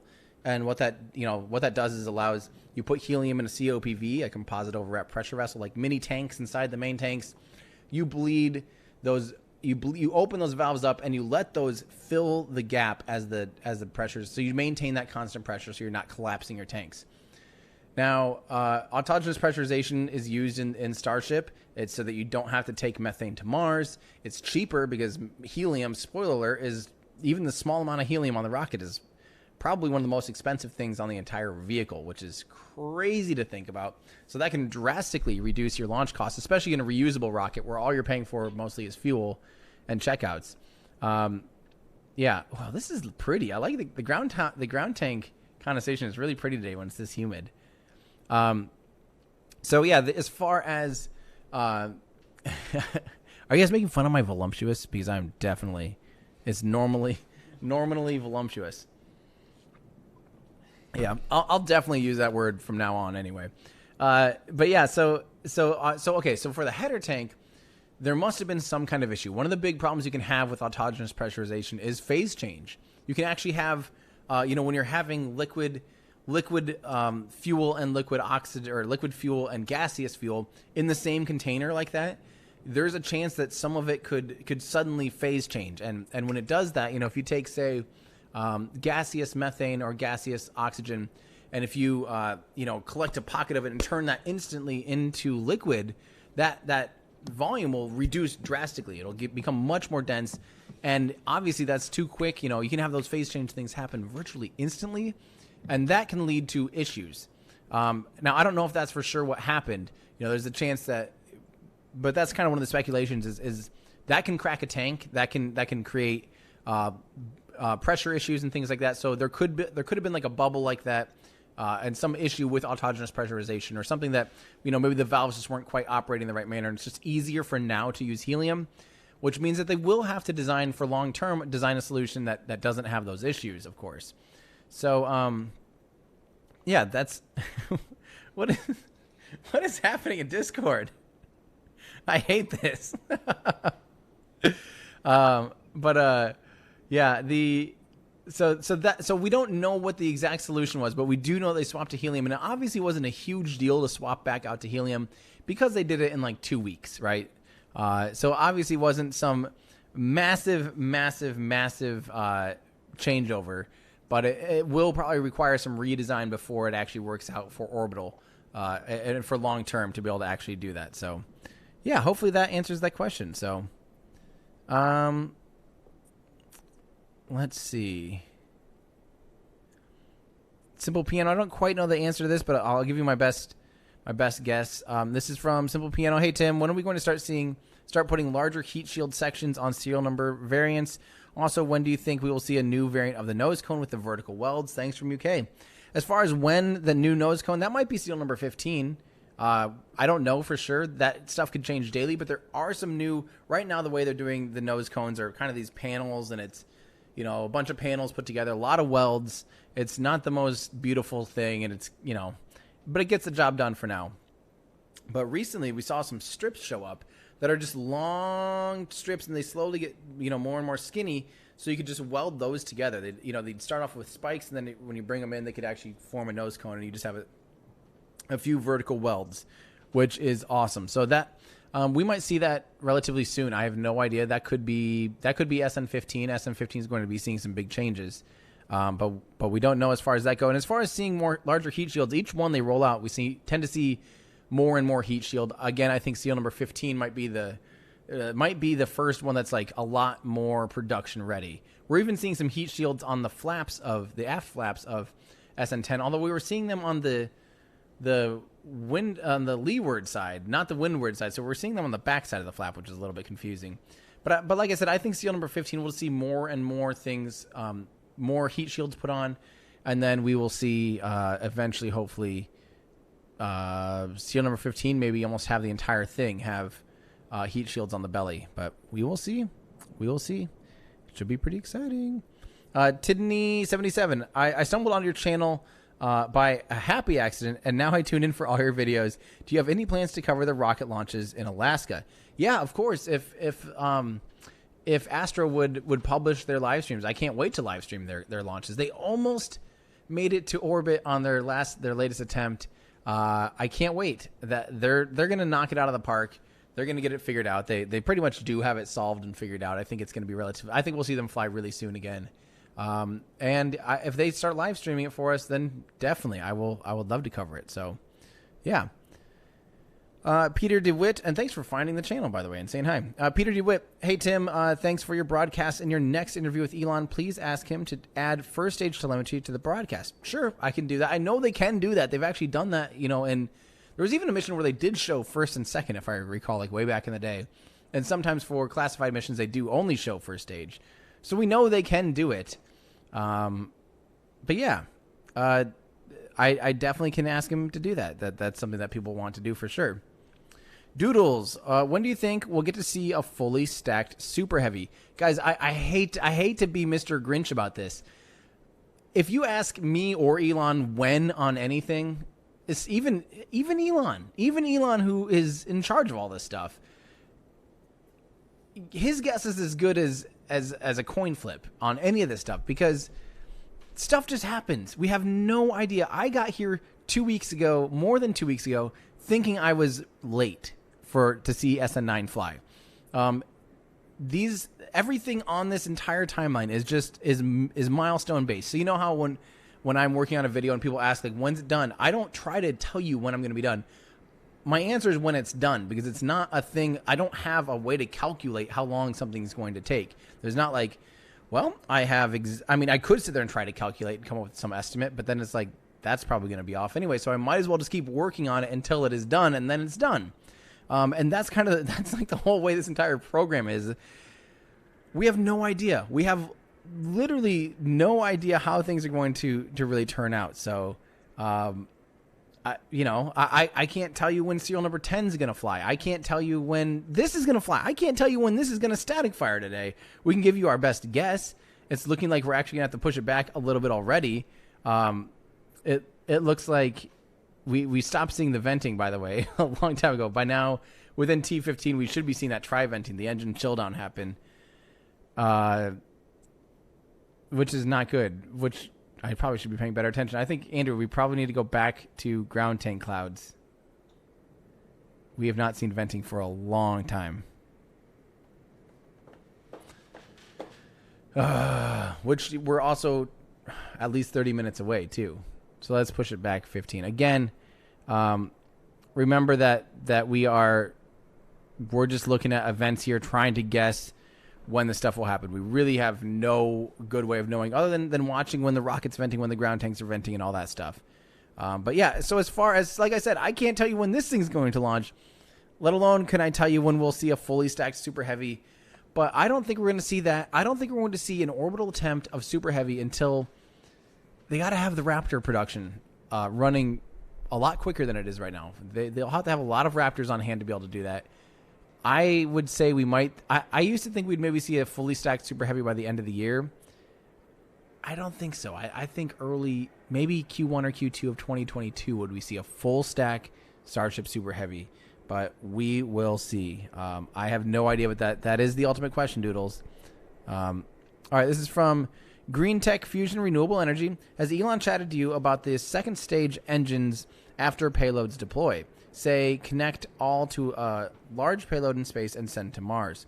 Seems waste to let them burn up in Earth's atmosphere. Let's see. Are we talking about the Falcon? The Falcon 9 currently, yeah, they discard the second stage. And that's because recovering a second stage is really hard. And that's what Starship is all about. That's literally one of the biggest goals and purposes of Starship is to have a fully and rapidly reusable vehicle. You'll hear us say that all the time around here, fully and rapidly reusable vehicle. So, yeah, as far as the Falcon 9, I mean, it's a sunk cost. Like at this point, don't worry about trying to recover the Falcon 9's upper stage. Don't put another dime into Falcon 9. Put all of your research and development into making this vehicle happen. Because as soon as this vehicle is running, it'll make the Falcon 9 completely obsolete. You know, it will be game changing. And not only is it more powerful and more capable, it will actually be cheaper to fly, potentially by orders of magnitude, not just 10 times cheaper. You know, not say the Falcon 9 currently is around 50 million-ish, maybe 40. We heard once around 40. Really hard to know exactly a published number. This, if they're just fueling it, could easily be under $1 million to launch. Don't forget, that's including what we're seeing right now is just the Starship, just the upper stage portion of Starship and Super Heavy or the Starship system. It could be dirt cheap. So why even bother putting any more effort into Falcon 9 or trying to recover more of Falcon 9 or anything like that? So, yeah. Antonio says, hopefully Miko will get fixed as quick as possible. SpaceX swapped out those engines. Here's to that Mars Studio fund. So, quick fix as quick as SpaceX swapped out the engines. I got it now. Thank you, Antonio. I appreciate it. Again, Studio B, if we get that figured out, fingers crossed, guys. I need some good luck coming my way because lately has not felt like good luck. Like I said, just even being down here for an extended period of time has not been the best of luck for me. Then obviously getting hit in a car was not the best of luck for me. Losing Andrew to some of his other work is not the best of luck. Having Ryan gone is not the best of luck. I need some luck to turn around. I need to find a Studio B. So please just cross your fingers for me. And yeah, I'm going to need some luck. Burn D, greetings from Germany. Thanks for your stream and service. Really enjoying it. Glad you're all right. How is progress on BN1? I haven't seen BN1's progress too much lately. I don't know if they've really begun stacking it too much. Has anybody does anyone have any good updates on BN1? We could find our friend on Twitter. Let's Venti Boy, but from where? I'm not seeing anything. That is rather confusing. And guys, I'll be right with you in just a second. I'm gonna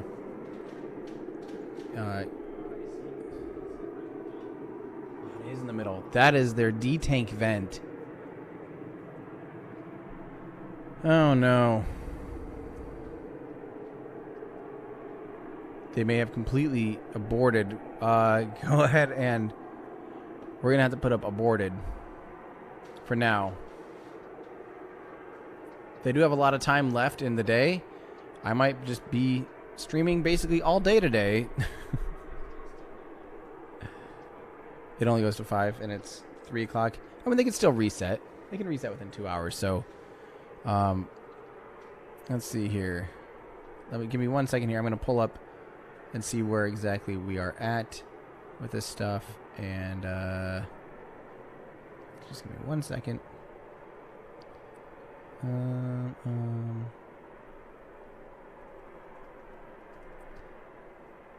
going to check out Brendan2908's latest tweets. January 15th. How long ago? That's the most recent one. So let's take a look here. Go ahead, Andrew, and pull this up while we're listening to some venting. So Brendan20908 is an awesome Twitter member who keeps track of some of the progress. This is the parts that we've seen so far for booster number 1. There is that common bulkhead in between the liquid oxygen and liquid methane tank. There's a handful of rings, but it's missing a couple of rings. So hopefully we start seeing that stuff stack up pretty quickly. I can't wait to see, again, booster number 1. Last we knew was only going to be about 2 engines. So it should have a little different thrust puck, or they might just use the same thrust puck, the same engine mount as they might use the exact same engine mount as a normal Starship. And if they do, it'll be 2 offset engines and then one that's not even on that triple mount. So, all right, let's go ahead and pop back to the rocket, see if anything's changing. So that's the latest on BN1.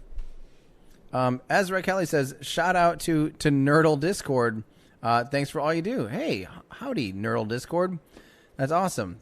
Thank you, Ezra. And and thanks to our Discord channel, too. If you guys do want to join our awesome space community full of people that are likely maybe in your same shoes, maybe people that are, maybe you're someone that's just starting to get into this and you have kind of some questions, or you just want a fun place to chat about all this stuff and make new friends. Our Discord community is awesome.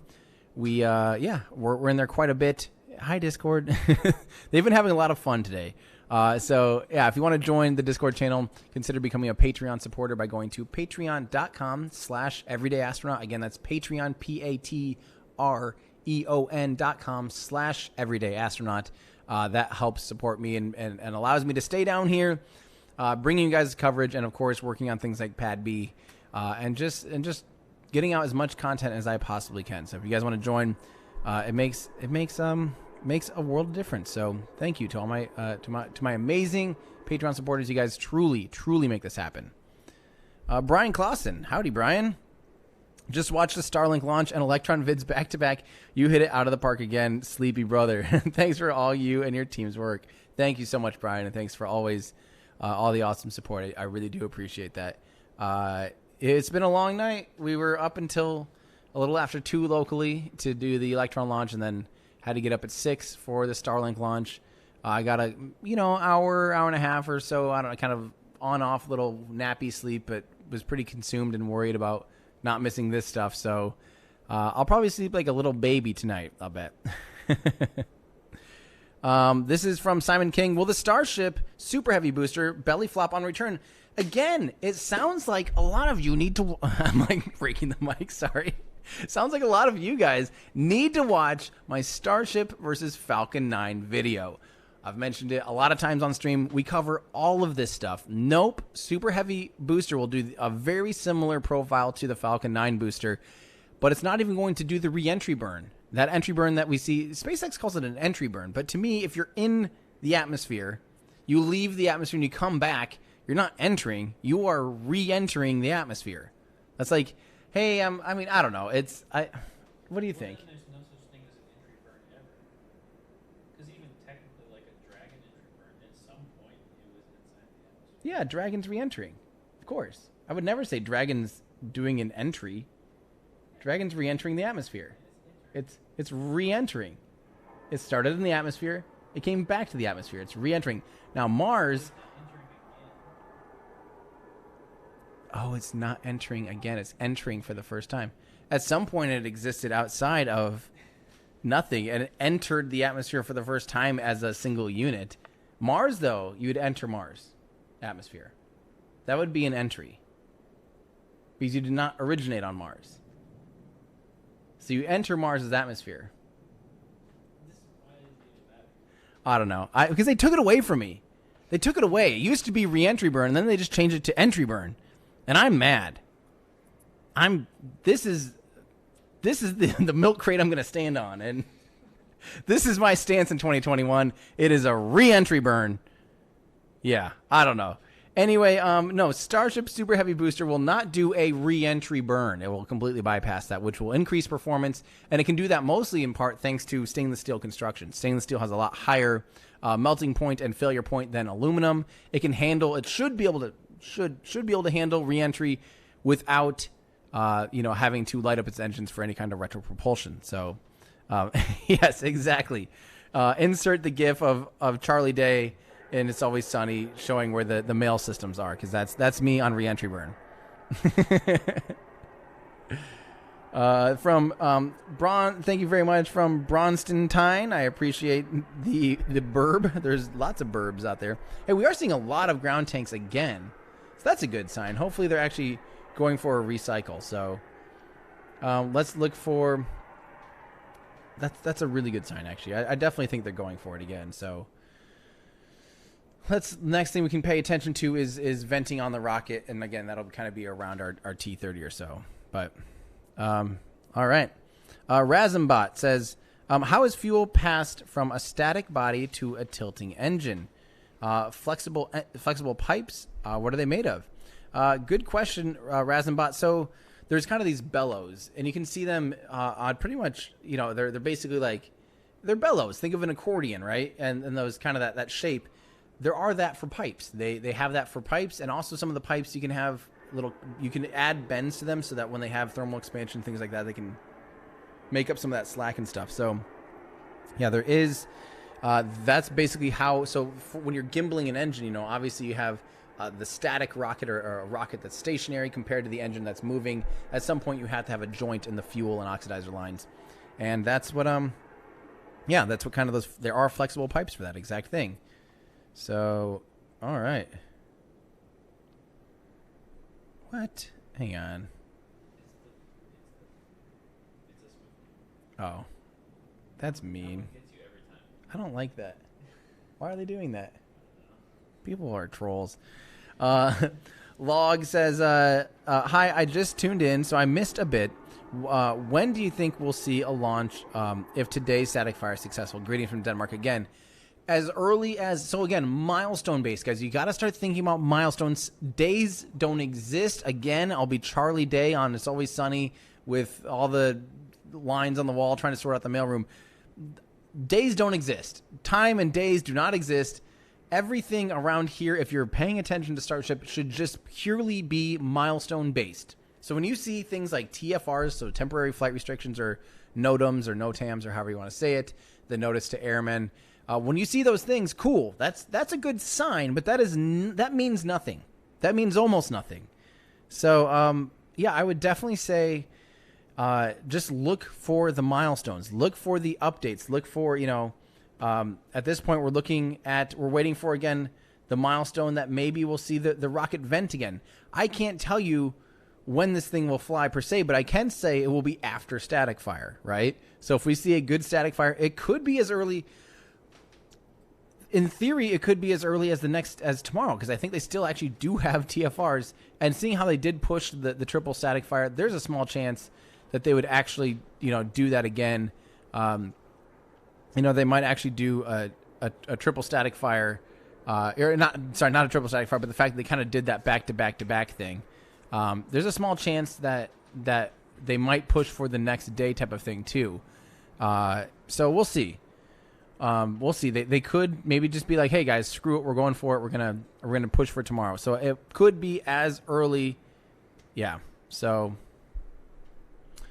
All right. This is from Simple is Better. Hey Tim, happy you're okay. How do you think SpaceX will get Starship and booster on top of one of the oil rigs? Stefan from the Netherlands. That's I'm hearing venting.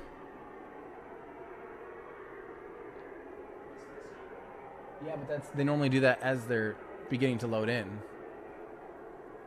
I think that's going to be the first bit of rocket venting and our 30-minute call out. Let's put 30 on the clock. What would that be? About 41. Okay. Sweet. That's kind of our best guess. Best guess, of course, guys. So this is kind of based on other previous things. So how will you get Starship and Super Heavy on top of oil rigs? There's two decent options, in my opinion. Number one, of course, is you get it out there on a big barge and a ship. And, of course, there will already be a huge crane on there because you will have to stack Starship and Super Heavy together. That already will be happening, right? So we already have that process. So there will be a huge crane out there on an oil rig anyway. The other option, crazy idea, these things are meant to fly. These things are meant to... we kind of used to joke about it with Falcon 9 that it wouldn't be worth the risk. But if these are truly something that are flying, reusable and all the time airliner-like, fly the things. Build them here, take them out to this launch pad, fly them out to the oil rig when they're ready for orbit, stack them out there, and fly them. It sounds crazy, but in the grand scheme of SpaceX crazy, is that crazy? I don't know. Yeah. I don't know. That's my theory. We'll see. Lord, and that's long term. Like that could be 10, 15 years from now, but it could make sense in the grand scheme of things. I don't think we'd see something like that very quickly. Lord Maximus 05, hey Tim, do you think SN 7.2 will match pressure capabilities of other seal numbers? I definitely hope so. I mean, that's the point. It has to match. The other seal numbers had to reach a certain point, and they do that pressure testing to make sure that it's flight capable. So, of course, Starship is actually at a higher pressure overall anyway. It's around 5 or 6 bar. So that's over 100 PSI just inside when the vehicle's sitting there like this, when it's pressurized for flight. When it's sitting there on the pad, it holds a slight positive pressure. So a little bit more than 1 bar, like 1.1 bar or something. So 1 bar would be same as sea level. We're experiencing about 1 bar of atmosphere right here. Inside, when it's sitting on the pad, they do give it a little bit of positive pressure for extra, kind of like a soda can has just a tiny amount of tiny amount of positive pressure. No big deal. But they pressure up to about 5 or 6 bar inside when it's ready for flight. And then during the flight regime, because of those G forces, because of other things, there might actually be additional loads. So they try to make it withstand eventually about 50% more. So 1.5 times that is what they want it to withstand. So somewhere between 8 and 9 bar is what they typically are looking for. So yeah, we're definitely seeing more venting. This is looking good. So the next thing we're going to be looking for is a little bit of trickle from the tri-vent. That's what we're going to see come down near the aft fins, and that will be kind of indicative of about T-minus 15-ish minutes. So that's the engines cooling. So yeah, I hope that it matches that 8 to 9 bar, because that's what it will take. That's what it takes to certify the vehicle and make it so that they are confident that they're ready for the next step. So yeah. New member, thank you so much, AK. I appreciate it. Mike Lazan, why not use stainless steel for launch and landing pad? I'm guessing that it can't handle those amounts of temperatures. Technically the launch and landing pad probably are stainless steel or some kind of steel. But if as far as the actual like flame trench and stuff, you can use steel, and you can, cool it with water. And we saw that same type of thing out at Stennis Space Center the other day with SLS test fire. You can see that big ramp is probably made out of steel. So they can, and they probably do. But as far as directly beneath the pad, it still has to be concrete at some point. And a water deluge system would fix a lot of those things. So, Alaz123, thanks, Tim. Do you think they will bring astronauts up in starships and then refuel to go to the moon or Mars, the people on board, or fly uncrewed and bring astronauts up after the refueling in orbit? I personally think they'll bring them up uncrewed. I think it'll be a long time before we see astronauts get on board a starship, leave Earth from Starship, get up, do a mission, blah, blah, blah, come back and do that reentry and everything in Starship. I think that'll be 5 to 10 years before we see that possibility. Of course, you're going to have to rely on that anyway to get to Mars and back. So it's not like it's out of the question. But I definitely think we'll not see that for quite a while, in my opinion. I think some of the earlier missions, especially kind of like what we're seeing with the human landing system, is basically get Starship up there, get it fueled, get it ready to do its mission, and then at that point, go ahead and then get your crew up there, match your crew up there. So for SpaceX only missions or something, there could be the option of parking Starship in elliptical orbit and having the Dragon capsule dock up to it from a Falcon 9 launch. So that way you kind of get all the riskiest parts, the launch and landing, is done all in a Dragon capsule, which has backups like an abort system, has just a passive, simple re-entry system with an ablative heat shield, and then also get the risky parts of like refueling in orbit, get that all done before people get on it, and then send the people up. To me, that actually would be a possibility. I think that could be the first phase. Again, kind of just guessing, but in my opinion, that might be an easier step forward to get people on it in the first place than trying to certify it from launch and landing. But that's just me. Philip Purnell, can you help me start a Mars fund? I want to be the first janitor on Mars. Thanks for keeping me sane this last year. Keep the pointy end up. Thank you very much, Philip Purnell. Yeah, we probably could if that's something you want to do. I mean, somebody's got to go to Mars, right? Or I mean, I guess if we're trying to explore Mars, somebody does have to go. It won't be me, that's for sure. But yeah, we're gonna need to have janitors on Mars as well. So, yeah. All right, let's keep going here. So, by the way, we're not quite seeing any of the Tri-Vent yet, but hopefully they are still trying. We'll see. We need this. My friends. All right. Donovan Stagg says, do you think SpaceX might collab with Rolls-Royce in the development? Not Rolls-Royce in the development and use of a nuclear thermal propulsion engines that NASA is looking at to get to Mars sooner. I don't know. It's really hard to have a private company to figure that out, to get a private company to be able to utilize anything with any kind of nuclear anything. I really hope that NASA does open that up, and that the government does allow for private companies to kind of look at that, because I think human spaceflight would kick some butt with nuclear thermal engines. That'd be amazing. It would help get to Mars a lot quicker. But more than getting to Mars sooner, I don't think getting to Mars in a quicker fashion is the biggest deal. I mean, 5 to 6 months, that's doable. That's it sucks. It's a long time. But I think that would probably be better off getting more mass to the surface of Mars. So if you have a more efficient engine, you can, if it's twice as efficient because it's nuclear thermal, you can have substantially more payload being able to send off to Mars. So I think they'd probably rather trade off bigger payloads, more rations and supplies and equipment, rather than, just trying to get, to get to Mars sooner. But that's, I don't know. There's some trade-off, I'm sure, because, obviously if it takes longer to get to Mars, but no matter what, the total trip to Mars takes almost the same time no matter what, because of orbital mechanics. So this is from Maral. Are they really going to land right on the launch pad one day? What do you think about this crazy idea? I don't see why not. They know how to do propulsive landing. They have an extremely precise amount of control over the Falcon 9 already, and Super Heavy should have more control because, again, it's less susceptible to winds. Even though it is bigger, it's a lot heavier, so winds just don't affect it as much. It has more mass, so the same amount of wind won't push it around as much.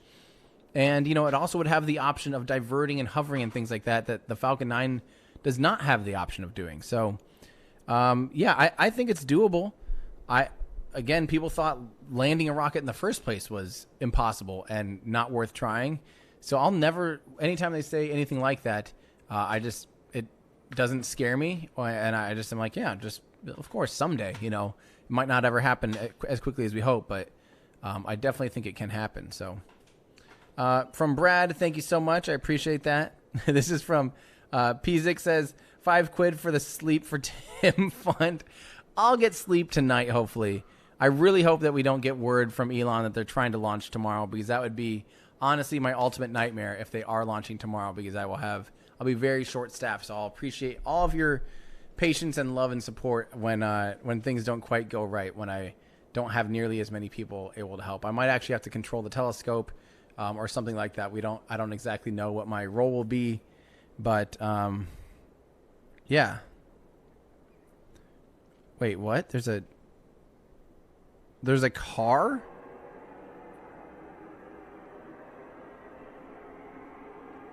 Hold on. No way. A car drove out there? How did they get past the road closure?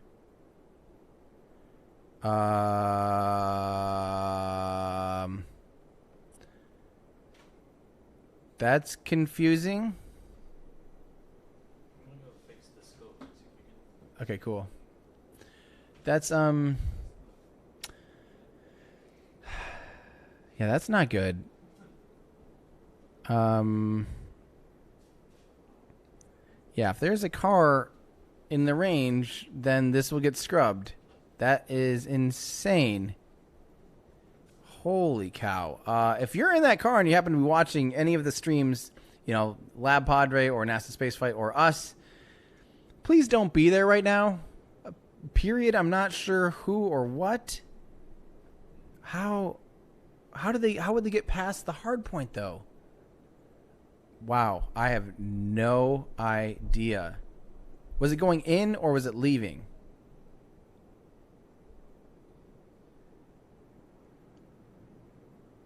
Man, but it's still, I don't care if someone doesn't know what's going on. There's a weird. Wow. Well, we're definitely seeing more rocket venting. Jeez, there could be someone that they didn't notice on the beach that didn't catch that there's going to be a test or something. That is, wow. That is crazy. Just clueless. That is clueless. If you guys are wondering how, I see my Discord saying, like, how can someone not realize that there's all these tanks or all these tests and stuff? People aren't used to that around here. People have been visiting the beach for 30 years of their life. They've been fishing out there every weekend. They're not used to a rocket, having to schedule around a rocket. That's not what they're used. That's not what this area is used to. So I understand where someone might not realize, might have been parked and slightly hidden from view and not and you know, past the not been able to get off the beach without someone noticing that they're on the beach. But still, that is absolutely insane, though. Honestly, that is. I can't believe that. I cannot believe that. They came from the beach. Yeah, They just missed it. Like they were on the beach. I guess so. The drone must have missed it and everything. Do not do that. Whatever you do, not only for your own safety, but even for the risk of the Starship program. If people think that they can just stay on the beach or something, or hide out or do something like that, do not do that. SpaceX could lose their license, and we will not. That could set it back years. So the ULA sniper, don't get any ideas. Jeff Hu, don't get any ideas. I know that's all that's going to be the next bit. That we see in chat. Sorry, Andy and Flo and all the other moderators. I know that's probably what we're going to see right now. Jeff Hu and ULA sniper confirmed. Go for it, guys. Hey, can we brighten up our image just a touch? It looks. Or does it not look too bad for you? Okay, cool. Cool. That is so crazy. All right, so here we go. Rick Whitaker says, are you still keeping the when will SN9 fly page updated? Cheers. Yes, we are. That is a great question. If you guys go to everydayastronaut.com, I don't really want to cut from our feed, but everydayastronaut.com, under featured posts, we do have when will SN9 launch live updates. We are keeping this thing up to date still for you guys. So you don't have to go anywhere to be able to know what's going to be happening, right? So you can just, whenlaunch.com. I kind of like that. We should probably get that. Whenlaunch.com or whenhop. Oh, that's funny. But yeah, we keep that up to date. So we'll see. That's just kind of a sliding scale right now. The official and don't forget, an official net date just means no earlier than. It means that's the earliest it possibly could happen. Not saying that that's when it's going to happen. That's just the earliest possibility or potential to happen. Are we actually seeing? We are actually seeing. Somebody owns whenlaunch.com and it redirects to our article. What? Yeah. Who did that? No way. Who did whenlaunch.com? That is amazing. Okay, you guys can... Anoush, you did that? That's awesome. Oh my gosh, that makes me laugh. So yeah, so WEN, whenlaunch.com, is going to tell you when SN9 is going to launch. That makes me so happy. Oh, thank you very much, Anoush.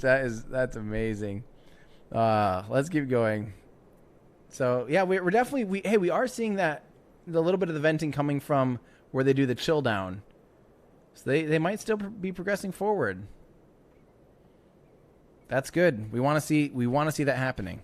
Parker, wow, wasn't able to catch the last couple of launches live, but I wanted to contribute to Miko's recovery. Insurance is a pain, and the Mars Fund. Also, a big shout out to Jim Bridenstine and best wishes to his successor. Go peaceful transitions. Go Team Space. Parker, I couldn't have summarized it better myself. That's exactly what I'm feeling right now. I'm feeling the pains of insurance, even though, of course, I have full coverage and all that stuff. It's still a pain in the butt when an uninsured motorist takes and just destroys your car, basically.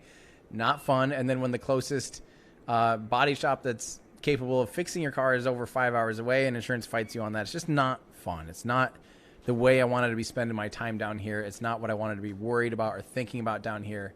It's just not good. Like I said, I've had a bad string of luck lately. I'm ready for some good string of luck. But thank you. I think I'll get insurance stuff figured out. This will go straight towards Studio B and our Mars Fund. And yeah, I think I need to come up with a good acronym for definitely. Luckily, Mars has S, so Studio. But my amazing real studio, like something just super stupid. My awesome rental studio. I have no idea. We'll see. We will see what happens. But yeah, and then also, yes, I agree. Same things. Shout out to Jim Bridenstine, who just did an amazing job with his years at NASA. He was only at NASA as the administrator for about 3 years, but boy, it feels like he was there a lot longer and had a big impact. Stefan says, "Thanks, Tim, and all the behind the scenes for your great work. Greetings from Germany." Well, thank you very much, Stefan. I appreciate that. And Musical Wolves, do you use an external GPU when editing vids on your Mac? Just curious. Not an external. The Mac Pro I have 64 gigs of RAM, video RAM on that machine.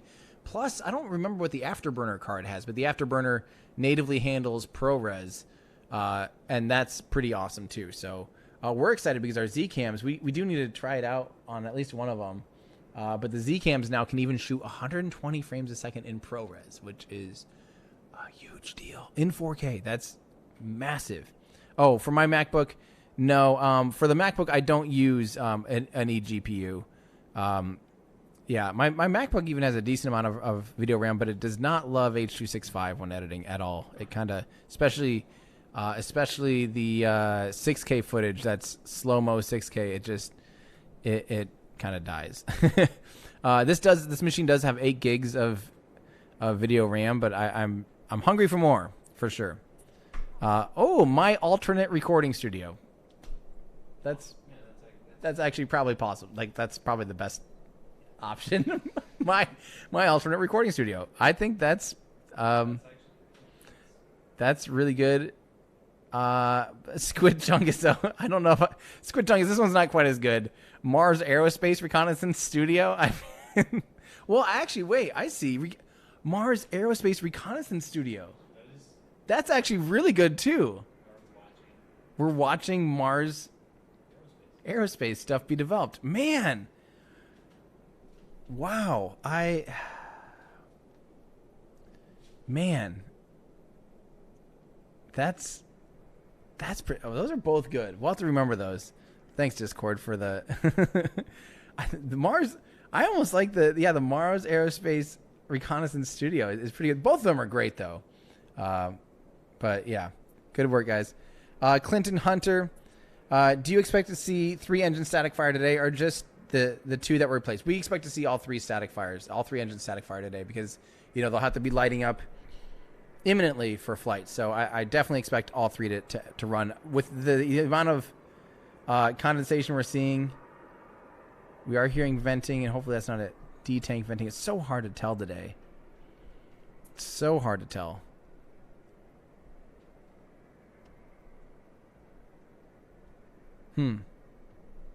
Yeah, the ground tank is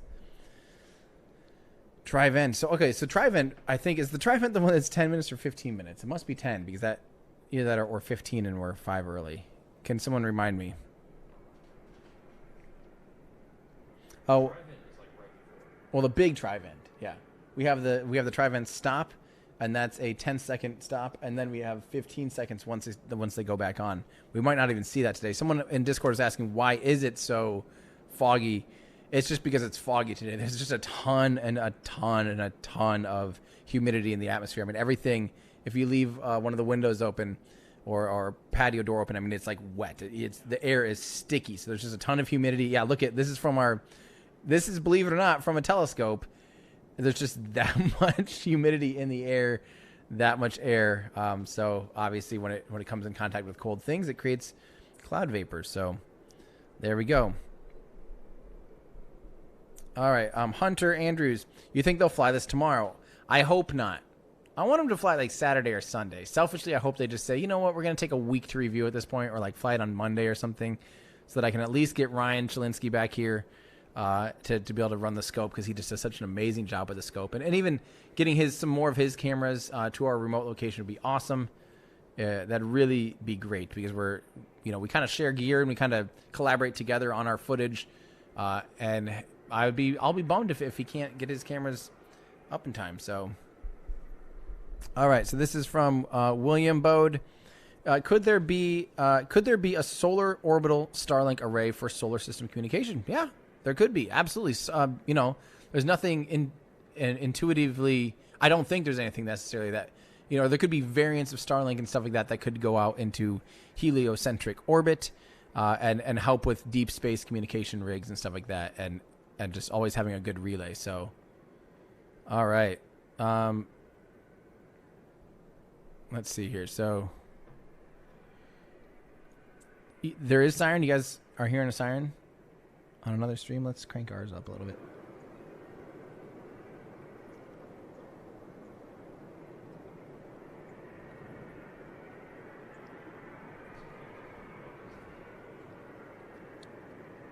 Yeah. Lots of times our stream we can't hear it because like on NSF, Mary's camera is normally right next to the sheriff and stuff, and right next to the siren. All right, so around T-minus 10 minutes, I'm gonna go ahead and tweet out that we're getting close, and let's push our clock back. Just let's go to let's make it so it's like T42 is the timer. So yeah. An extra minute-ish, that's probably fine. We might be a little early, but some of it's just educated guessing.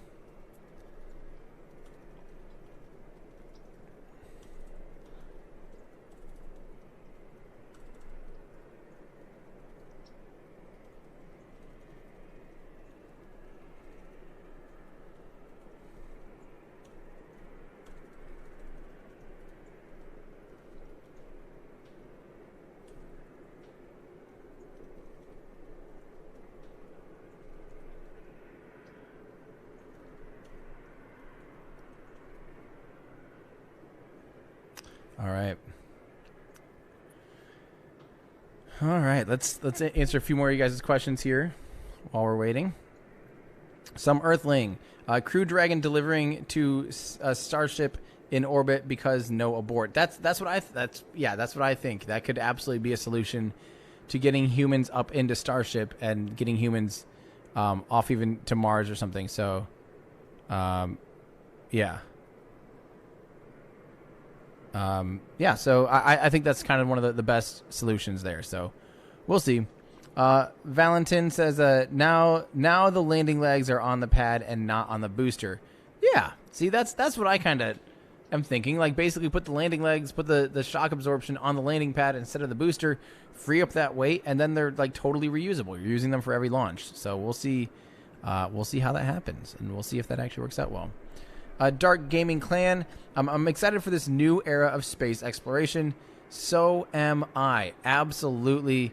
This really is it. This is that new era of spaceflight. This is the new era of human spaceflight. We're witnessing it, and not just human spaceflight, but just a new space economy is about to boom. We're within 10 years away of seeing massive space station modules get sent up via starships. And assembled, and the access to space will be just get cheaper and more readily available. So it'll be awesome. Ooh, loud vent, cool. Mr. Clint Barnes, any thoughts about a production truck or RV, or just concentrating on a fixed studio? So we've definitely thought about it. Last year, I paid a good amount of money for a fancy design even.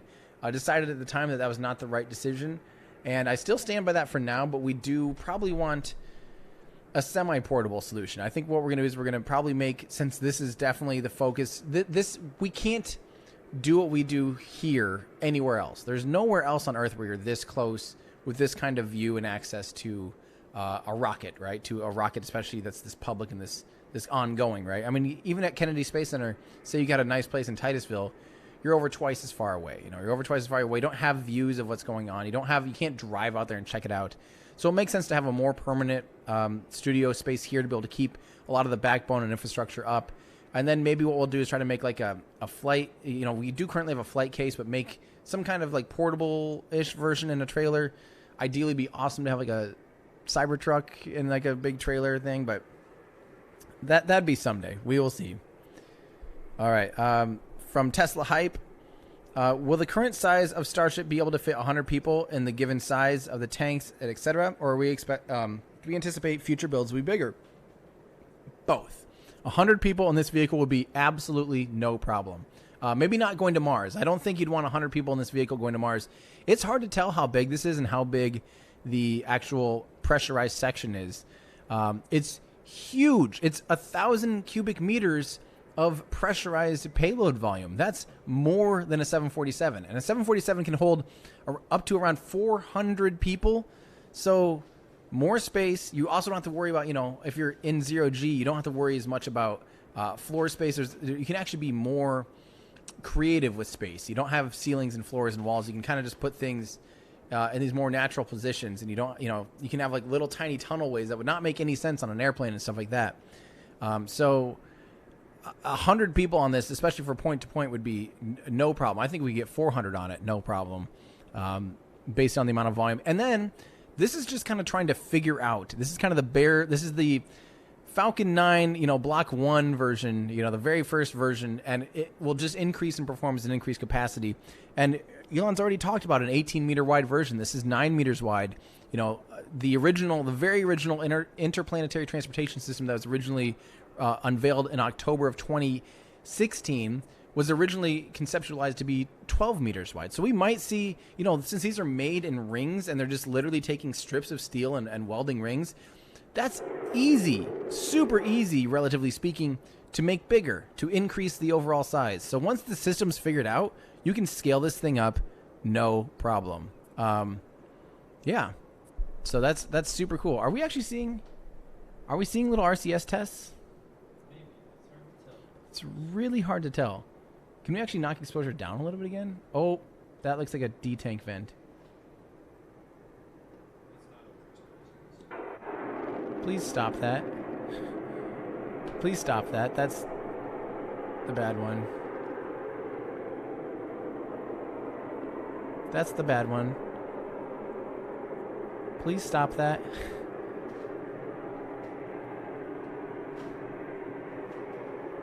Please stop that.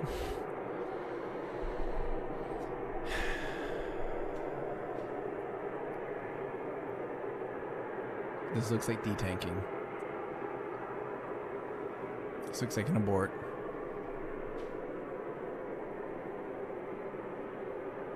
Dang it. This looks like a full-blown abort. All right, everybody, let's see those Fs. You have my permission to just let them go. This is your time. But just one, done, and then we're going to get into some more questions here, guys. There's the double detank. This is detanking. They have officially aborted this attempt. They must have seen something they did not like. All right. And the F stop now. Let's keep going. Travis Roberts. Who gets to the moon first now? Will NASA be delayed so long that SpaceX or Blue Origin have time to build them a hotel? No, absolutely not. The first people that go back to the moon will likely be with NASA. Right now, SpaceX's plan to get to the moon is with NASA's Artemis program. So it will be, if SpaceX lands Starship on the moon, and it's a human landing system variant. That is NASA landing on the moon. They will be landing together. It's not. People need to stop thinking that SLS is NASA and NASA is SLS. I guess SLS kind of is NASA, really, but really, it's just not that simple. You know, it's really not that simple. So SpaceX landing on the moon, at least for the Artemis program, would be NASA landing on the moon too. Period. So and as far as getting to the moon, it's never been the plan for NASA to land on the moon with one of their home built, you know, a developed vehicle. That's why they're doing the human landing system. It is a commercial development, just like Commercial Crew. So NASA never, like, as far as the question who goes to the moon first now, technically who will get the humans there first will be Orion and SLS. And again, I will have a video about that. Might have to squeeze that one in before the Russian rocket engine video, because that's gonna be the biggest video we ever work on, and I just don't want to rush that. But trying to figure out, you know, all the other options besides Orion and SLS will be a fun video to make, and we could probably do that quite a bit earlier. Ground tanks are gone. Wow. But, yep. Dang it. Neopork, how's it going? $4.20 from Neopork. Hey, Timmy, thanks for the stream, bro. Let's go SN9. Well, thank you, Neopork. You guys are probably familiar with Neopork on Twitter.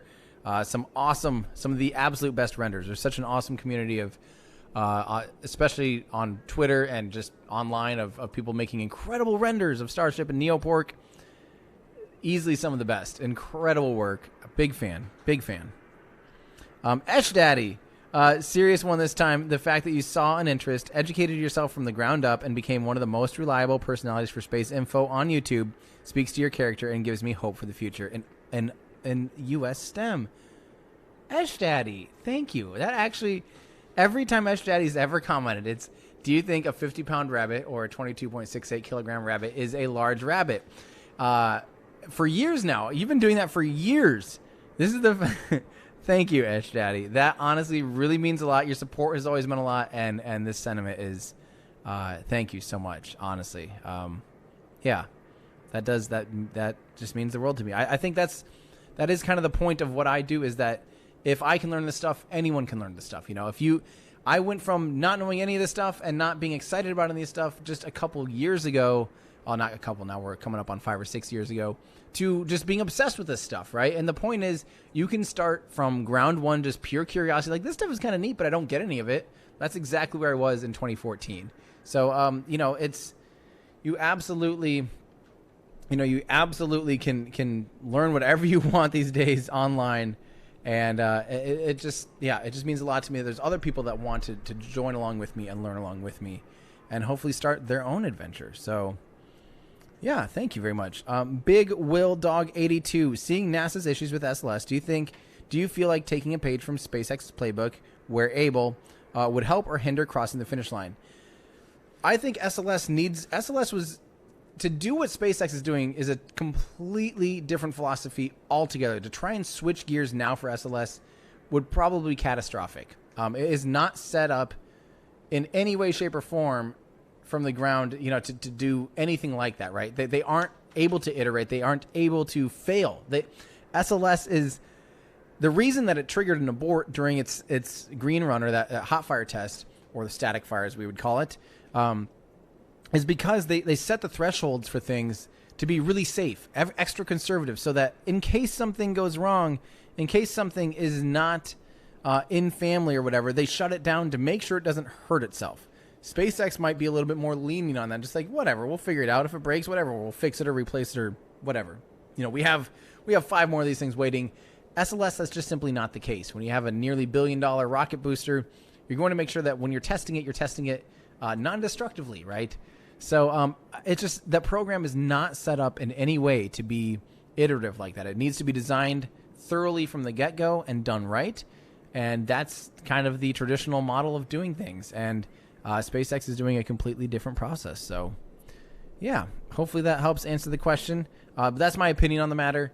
I think SLS will still be fine in the long run, and I think, I don't know, they might not even think that they need to recycle and do another full-blown test. They do have a limit, a physical limit on how many times they can fill it with cryogenic fuels, and they don't want to exceed that either. So it would also be a considered risk to try to do another static fire if they do have a limit on that. So, all right, let's keep going here. Dean, thanks for all you do. You're welcome, Dean. Thanks for saying hi. Verse, here's to help for some of the car repairs, my friends. Thanks for doing all this. You're welcome, Verse. Thank you so much.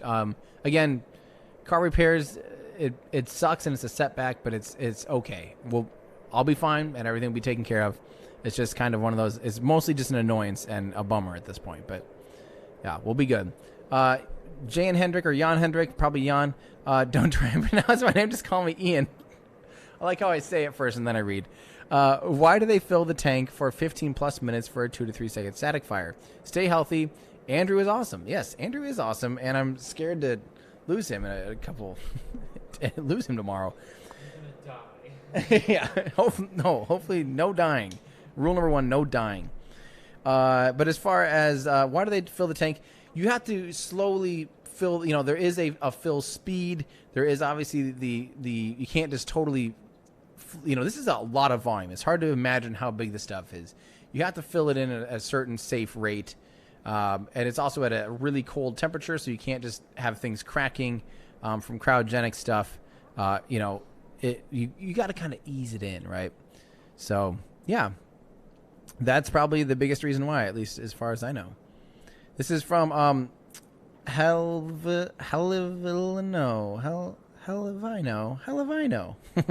I watch Electron on night shift and Falcon before bed. I wake up and you're live again with Starship. 3 streams in a day. Yes, this is a bit of a marathon today. Definitely. I can't wait to sleep. I can't wait to sleep. Thank you very much. I appreciate that. Let's see here. This is from Andreas T. Do you know the space company from Germany, Rocket Factory Augsburg? Will you stream their launches live? You're awesome. No, really, Tim, really. Thank you very much. I'm actually not familiar with Rocket Factory Augsburg, but I'm sure we probably have some European people that are more familiar with that. And if they do stream, hey, I'm open to anyone that provides us a stream. I love streaming stuff, especially new hardware, new people get into space.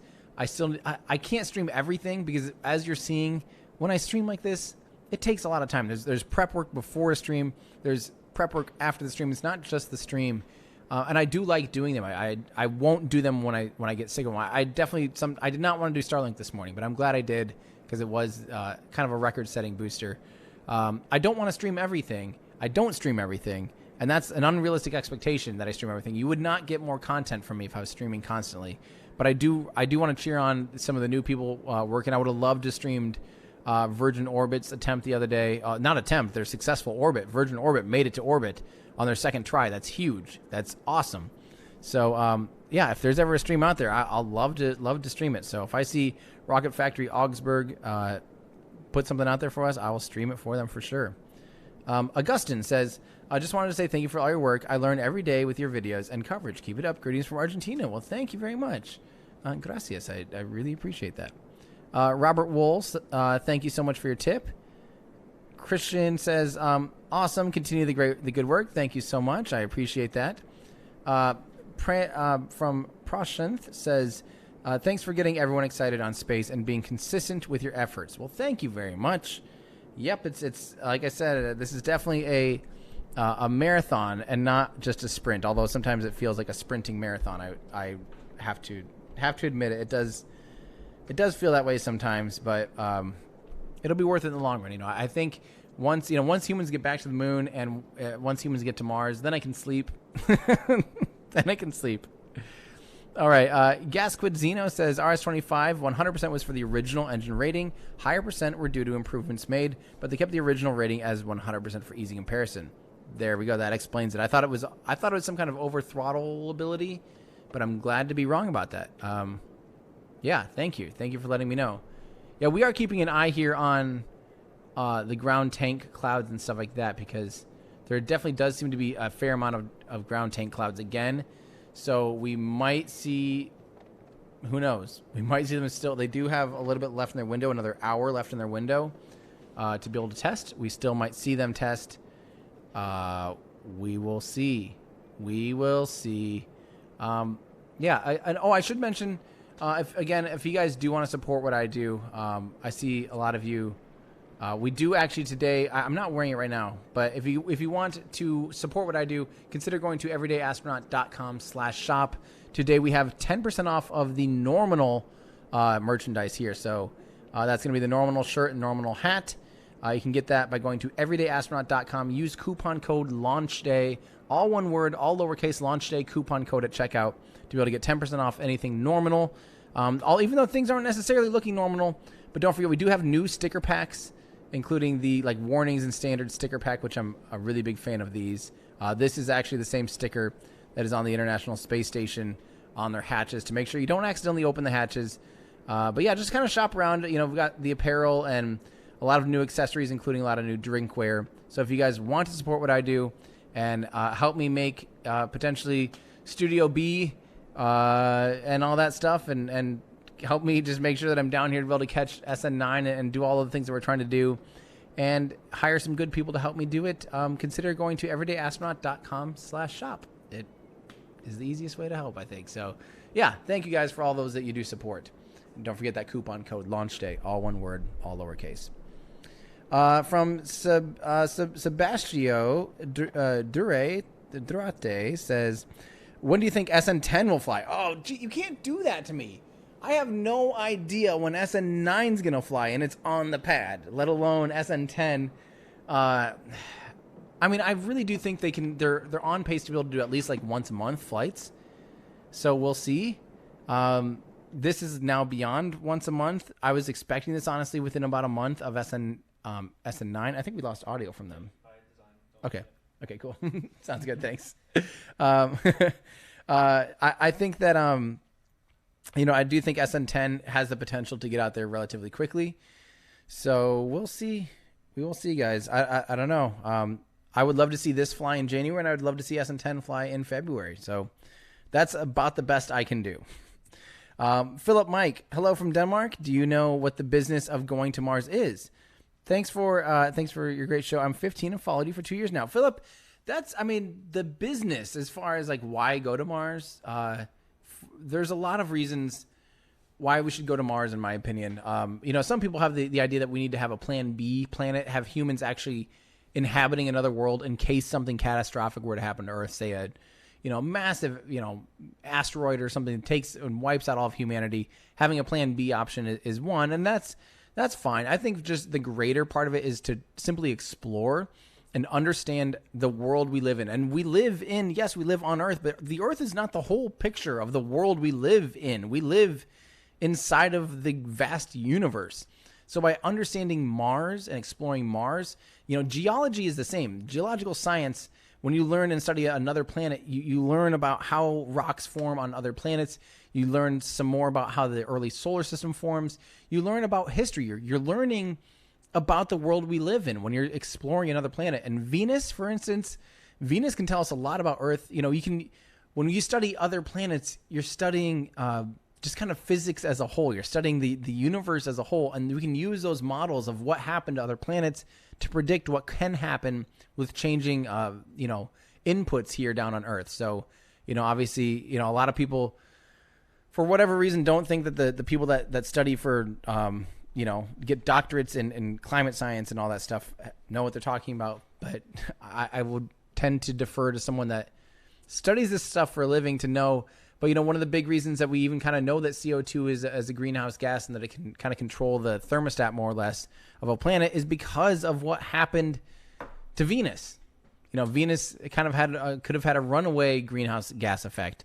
So, yeah. That's to me, and just simply the spirit of exploration that's always been in humans' nature. Humanity has always explored. At first, it might have been like, leaving the comfort of your own home and just going and climbing some tall hills, or eventually crossing some powerful streams, making bridges, building little tiny boats, and eventually crossing bigger bodies of water, eventually crossing oceans and exploring our world using boats, and then eventually exploring our world using, airplanes and stuff like that, and actually going to the depths of the sea, which we should probably do more often. We've done that very few times. Climbing the tallest mountains, kind of like the Kennedy speech. Why climb the tallest mountain? We choose to explore, and that's innate. That's part of humanity, that curiosity. And I think that's one of the biggest reasons to go to Mars, simply is just to satisfy that curiosity and expand ourselves as a species. Think about it. Like, you know, if you're religious and you think about a creator out there that made you this beautiful world, and then watching the species that you designed or whatever, and the world that they live on, maybe, and if you imagine them trying to get off the planet, like on these tiny little itty bitty rockets, is quite entertaining to think about. So when you think about the vastness of space, and having humans actually go and leave our freaking planet that's just suspended out there in the absolute middle of nowhere, the biggest void that we can't even imagine, and going off and landing on this tiny other dot somewhere else, it's beautiful. It's poetic to me. I love that. That there's something, I don't know. I think the exploration is just in our DNA, and yeah, it's beautiful. It inspires us. It makes us do crazy, cool things and pushes us further into the future. So that's Do you think they're recycling? I don't know if they're recycling. I mean, the tanks are looking. I need water is what I need. I want to put recycling question mark. Yeah, recycling question mark probably makes sense, because we don't know. They do still have about another hour left. Let me go ahead and I'm gonna get a real quick drink of water. I'll be right back, and I need some water.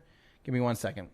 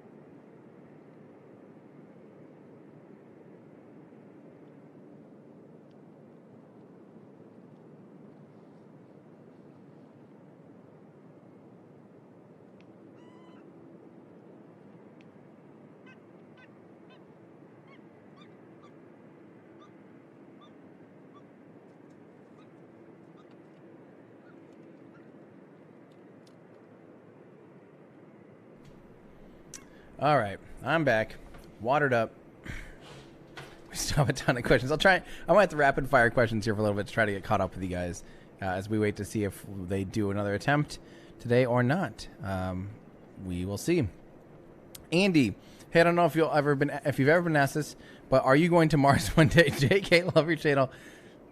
Thank you, Andy. Yeah, I'm absolutely going to Mars. I'm going to the Mars Aerospace Reconnaissance Studio. Yeah, I'll be going to Mars someday. Thank you very much, Andy. I love that was like the most common question I used to get asked all the time. Jacob Willig lost a bet earlier, and the bet was to donate to you. Wow, keep up the amazing work. I hope your car is fixed ASAP. Thank you so much, Jacob. That's awesome. Sorry that you lost a bet, but thank you for following through it. That's awesome. Thank you, Jacob. From Stuka Warthog, what happened to Fishcam?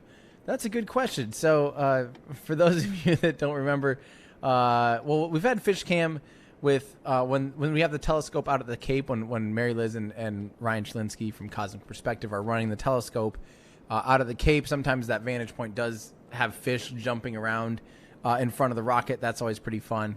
But at our last, for seal number 8, at one point, a bird had landed on our lens, and it pointed the lens down, and it was kind of turning into fish cam. We hope to not have fish cam this time. We've made some changes to hopefully avoid fish cam. So, we someday we probably will have a bigger switcher, and we could maybe do fish cam for you guys. While we're waiting, we'll have fish cam. We'll have fish cam when we have the zoom lens and the pan tilt. Yeah, absolutely. We'll maybe even have fish cam up for SN9's flight. So we'll see. Dash Riptide, loved your video on Falcon 9 versus Starship. Are you amazed by how well after that video that Starship did on his flight and upright maneuver? I am shocked. Honestly, I am really amazed at how well SN8 did. SN8 did way better than I thought. I really didn't honestly even expect it to reach apogee. Just thought it was kind of still pretty high risk, and but they did way better than I thought. That was super, super cool.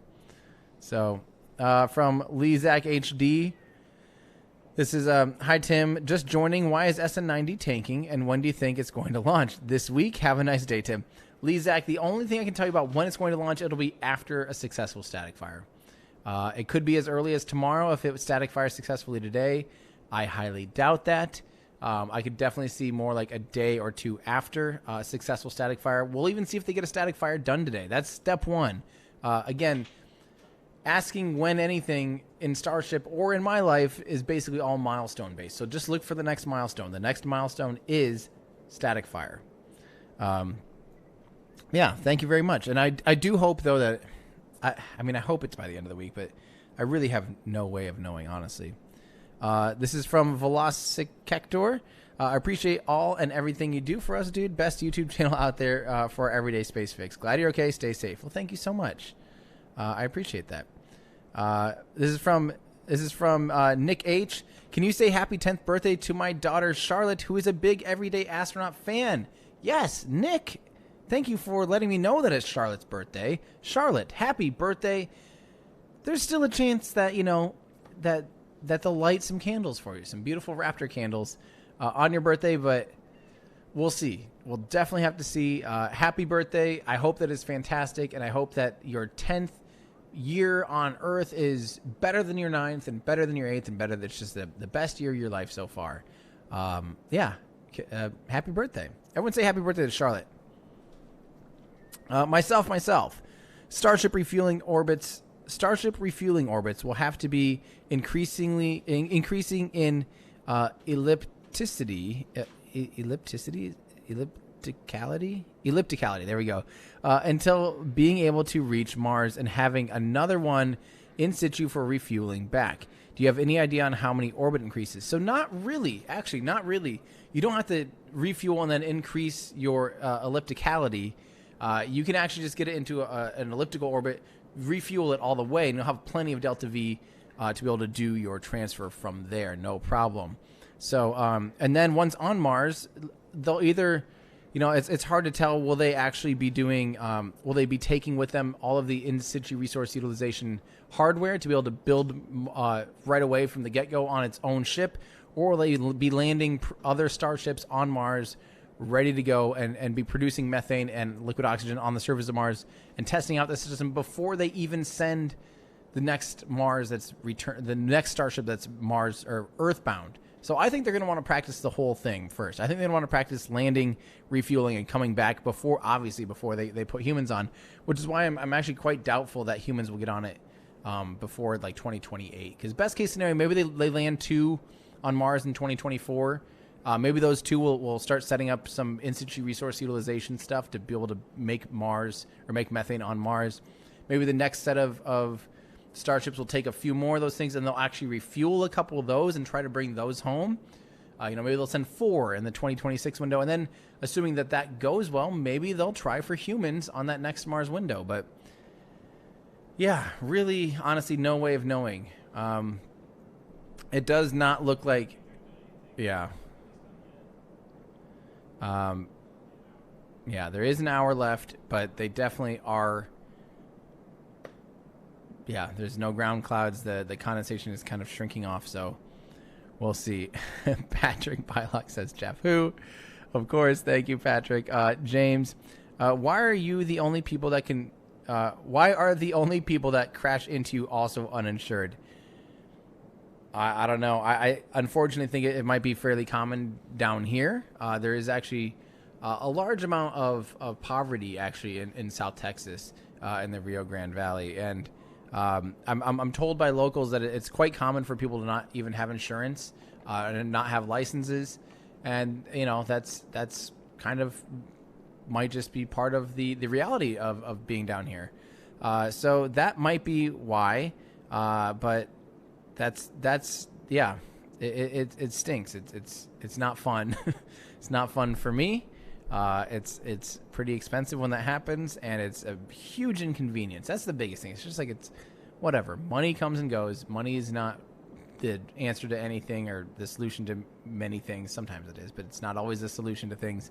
But just the inconvenience and time, when time is so valuable to me down here, trying to get so many things figured out. And like I said, I don't know why, but we're just constantly running around, and it just sucks when that time gets taken from us. Jalen Duncan says, "Hi, hey Tim, seeing my first launch tomorrow with the launch pad being Slick 40 and the wacky trajectory. Would Jetty Park Pier be a good spot to watch? Thanks." The launch is not tomorrow; it's Friday, from my understanding. Or last time I checked, I feel like it was Friday. So don't go tomorrow. Double check my work though. See if our pre-launch previews talks about that. I think it probably has the newest date, but let me find out if our stuff is saying, because it's Transporter 1.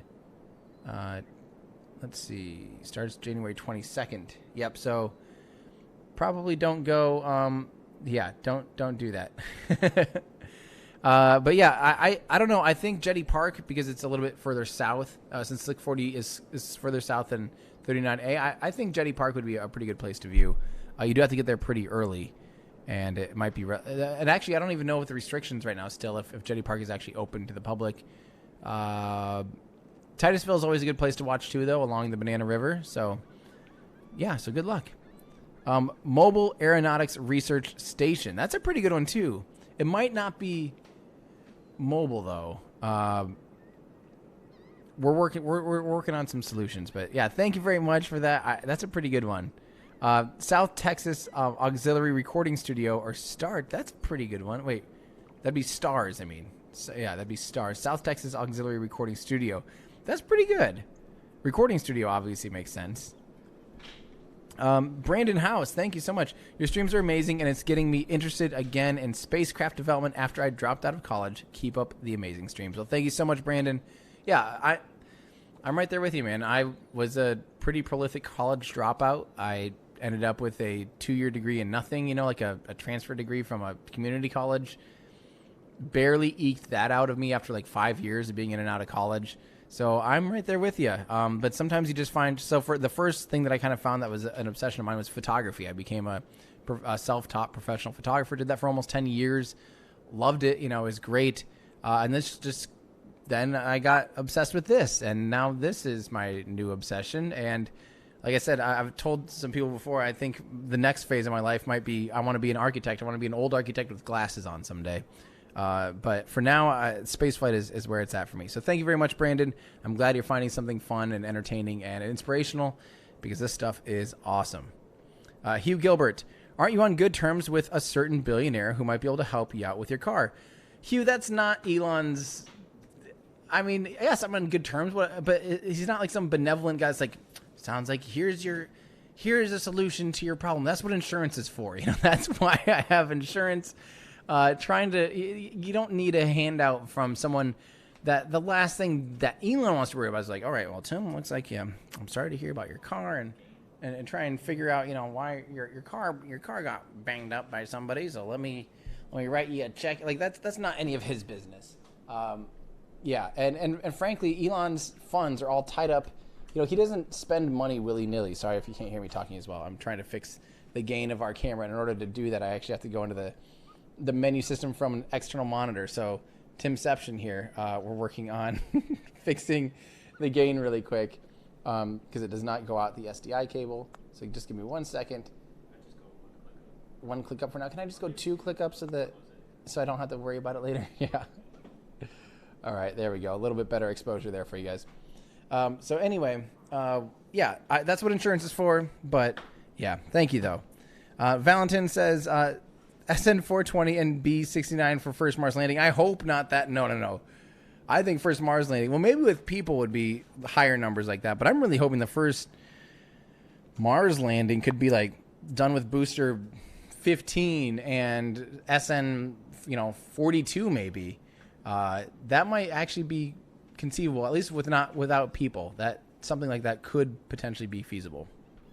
But again, we really have no idea. But yeah, hang on, I gotta take a drink here.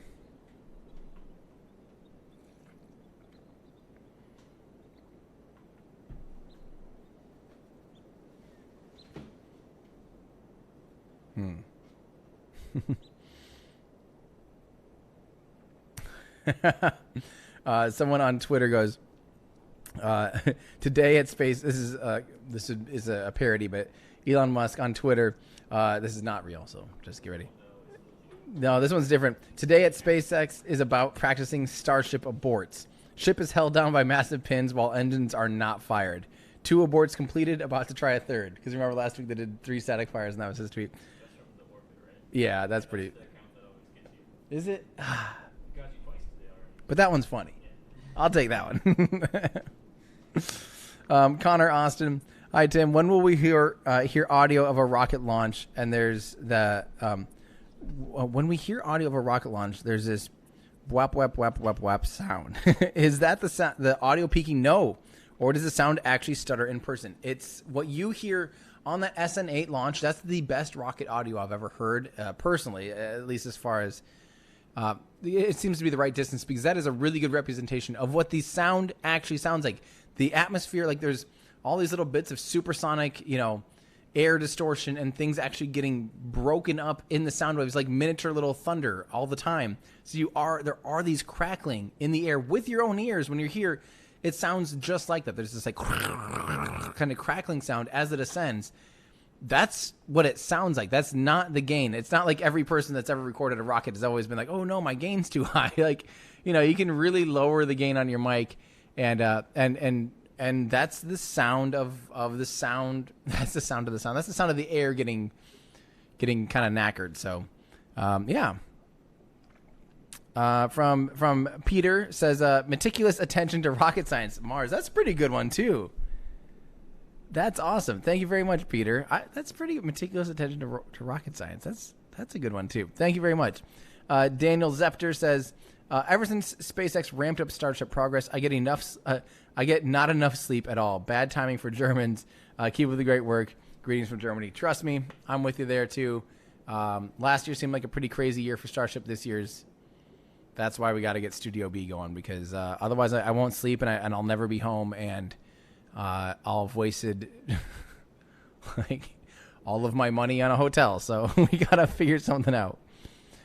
Nature Doublethink. I'm a bit concerned that the Starship might tip over on the moon with the irregular ground and landing leg design. Any thoughts? Thanks for everything you do. Sounds like someone needs to watch the Starship versus Falcon 9 video. I'm sorry to recommend this so much, but we talk about exactly that. The landing legs right now are extremely temporary. They're like the most basic, run-of-the-mill, like just get it done and make it good enough for what we're trying to do design. Elon's mentioned many times that there will be better leg designs coming out, self-leveling legs, that these legs need a massive, massive overhaul. So that's absolutely, not really an issue. In the grand scheme of Starship designing some landing legs, that's easy. That's easy peasy compared to the rest of, a Raptor engine. Like, come on. In the video, I used a camper. There's a pull behind RV that has self-leveling hydraulics as it goes. Tesla has self-leveling stuff, and that's easy. That's solvable. That's very easy in the grand scheme of things. So, I'm not concerned about that at all. I think they will easily figure that part out. and they'll have beefier, better landing legs, especially for Mars and for Mars and the Moon. They'll have different landing legs most likely than they do on Earth. They might be a totally different design because on Earth you always have a landing pad, no big deal. They can be wimpy. Ricky Busey, 20K watching, only 4.6 likes, should be 20,000 likes. Well, let's see if we can bump that number up. Yeah, we're looks like we're at about 5,000 likes. Yeah, if you guys like what we're working on here and you appreciate the effort, I see we're at 6,000 likes. I don't know if that actually does help the YouTube stuff, but if you believe in the benevolent algorithm, go ahead and just smash that like button, hit subscribe. What else do they always say? I don't know. I don't YouTube properly, I guess. Smash that like, hit subscribe. Let's see if we can get if I get 100,000 likes on this video, I'm going to go ahead and donate 50,000 corn tortillas to my friend Jacob. Like, I don't know. I don't know how to do that stuff, but yeah, thank you guys. Oh yeah, the bell, that's what it is, the bell. Don't forget the bell. Hit the bell, beep. I should probably just do that full time now.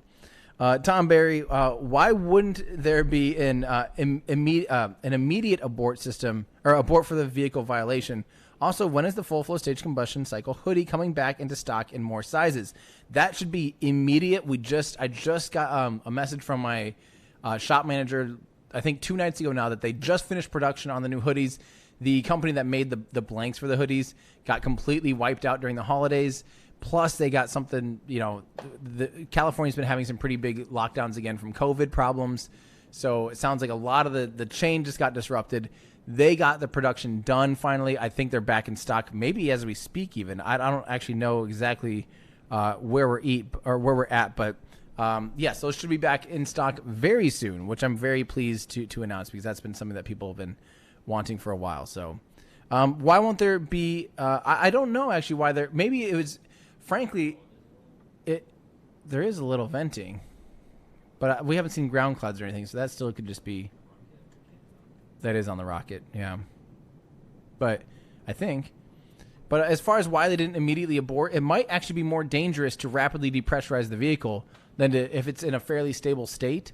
It might have been a thing of like, by the time it passed and by the time they noticed that there was a car coming up the road, it would have been more dangerous to try and detank it than to just let it maintain what it's doing. Because think about it, the crews there aren't probably looking at the footage of the road like we are. They're probably looking, more at what's in front of them. So by the time they probably noticed the car, it was probably way beyond that, right? Because you can't really see beyond the pad either from there. So, all right. This is from Philip Moyer again. I have these $10 on Murphy scheduling SN9's hop tomorrow. I don't know. I'm feeling good that it's not going to happen tomorrow, but that doesn't really help until I get Ryan back at which would be Saturday at best. So we'll see. Yeah, Jay Randall, we do definitely have evidence that there was a car. I mean, a car went right through Lab Padre's stream, so. And NASA spaceflights too. It definitely happened. Stefan, thank you so much. Razenbot a Rainbow, thank you so much for that. MG Steve, Tim, please brighten your stream. It's like I've got shades on. Great coverage as usual, but it's a bit dim. We you post the image of Miko's accident. Yeah, I did post it on Twitter actually. If you guys do want to see, I'm not sharing the actual accident itself because honestly, it's kind of scary. I don't like it. I don't really want to be reminded of that too much. But here, I will show you the pictures because I did share that right away. So this is poor Miko. Go ahead, Andrew, and whip this up here. Here's Miko. Miko got hit. We were completely parked. So these are the rows of cars that park off the side of the road near the beach.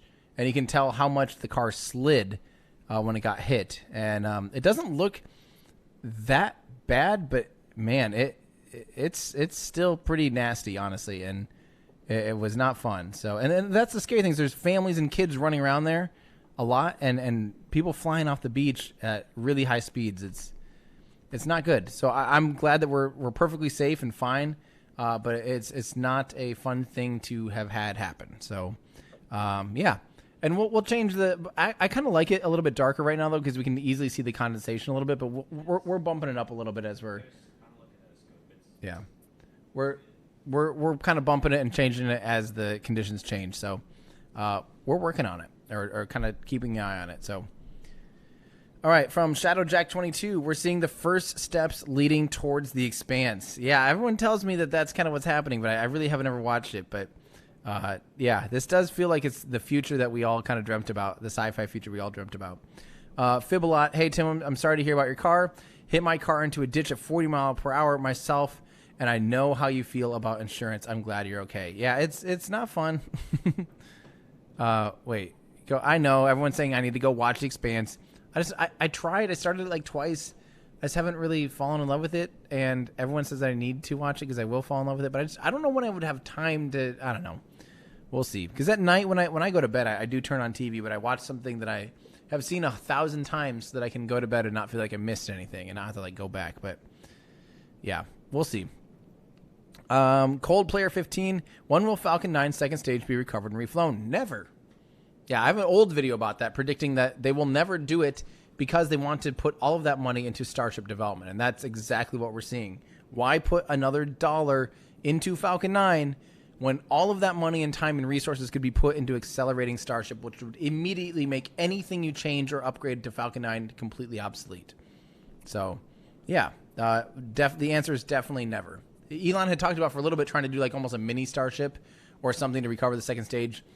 I think the more they thought about it and the more they talked about it, they're just like, why would we even bother with this when we are working on Starship already, which will do this natively, which is inherently part of the design of Starship. And once it's online again, it will be cheaper to fly, period, and substantially more capable. It'll be totally game-changing. From George Weed, can you read an unpaid question from a viewer at some point? George, we've been doing that a lot today. The things that pop up aren't always tips. Just kind of pay attention there. We've been reading a lot of unpaid tips. But the problem is for me, guys, I don't want to just sit here and, like I said, we're reading some that are not super tips or super chats. But for me, I feel a little bit obligated. If someone super chats, I feel like I should get to that, right? This isn't a paywall. I'm not trying to make it so in order to have me answer your question, you have to pay me to do that. That's not the case. It's just we have a queue of. I still have probably 40 more things I'm trying to catch up. So just in order for me to get caught up to the people that were generous enough to donate, I mean, I can't sit here all night and I would just, I can't do that. I'm just trying to get to the people that were generous enough to donate and respond to them. I feel like that's just the fair, nice thing to do, the decent thing to do. So we've been answering some. Our moderators do put up in the queue some good questions from people that are not from Super Chat. We've been doing that all night. But at the same time, just out of fairness and what I think is the right thing to do, I do try to get through those first. So I'm sorry to those of you. I don't expect anyone to super chat. Let me make that very clear. I appreciate you guys just being here and hanging out, but just the reality of the situation of trying to get through this stuff, I got to kind of prioritize that because I think that's what's right to do. Forrest Page says, "Hey, I heard you gave my students a shout out this morning. They were excited to tell me later they just missed launch. Thanks, brother." That's awesome. Yeah, I did a shout out this morning. That is super cool, and I'm glad that your students were excited about that because they should be. They should be excited about space flight, and that's awesome to have an excited youth. I think that's very important. Giovanni Leslie says, "Do you know why they detank instead of holding the pressure for a possible second try?" So, I don't actually really quite understand exactly why they detank, other than the liquid oxygen and liquid methane needs to be at the right operating temperature. And obviously, as it warms up, it literally just boils off and you start to lose it, right? So you have to keep refilling it and repressing it and recondensing it. So at some point, you actually run out of your reserves. So you have to actually drain it all back out, totally refill your tanks. And that's how that... I think that's how that happens. I don't think there's really a good way to just continually recycle, is my understanding. Look at all those birds. Burbs cam. Philip Moyer, "Hey Tim, I rewatched your Raptor video, so here's some appreciation dollars." Well, thank you again, Philip. I really appreciate that. I still do really like that video. Yeah, that video was one of the first ones that I'm like, I'm just going to go as deep as I can into this topic and see how it does. And so far, it's still been a valuable resource, even a couple years later. So yeah, thanks to all those of you that encouraged me to pursue that. And since then, I think the videos that I've made that are those long form videos, I definitely think have been worth it too. So, all right. From Matt Savannah, thank you so much. From Aaronim, looking forward to the Russian engine video. See, here's another one that's going to be crazy. Lots of interesting things there, including pioneering the tech for Raptor. Let's learn together. Absolutely. RD-275, close the full flow stage combustion cycle, was solved in the 60s already by the Soviet Union. There's the engines that they produce are still just magnificent engines. The RD-275 was an absolute beast.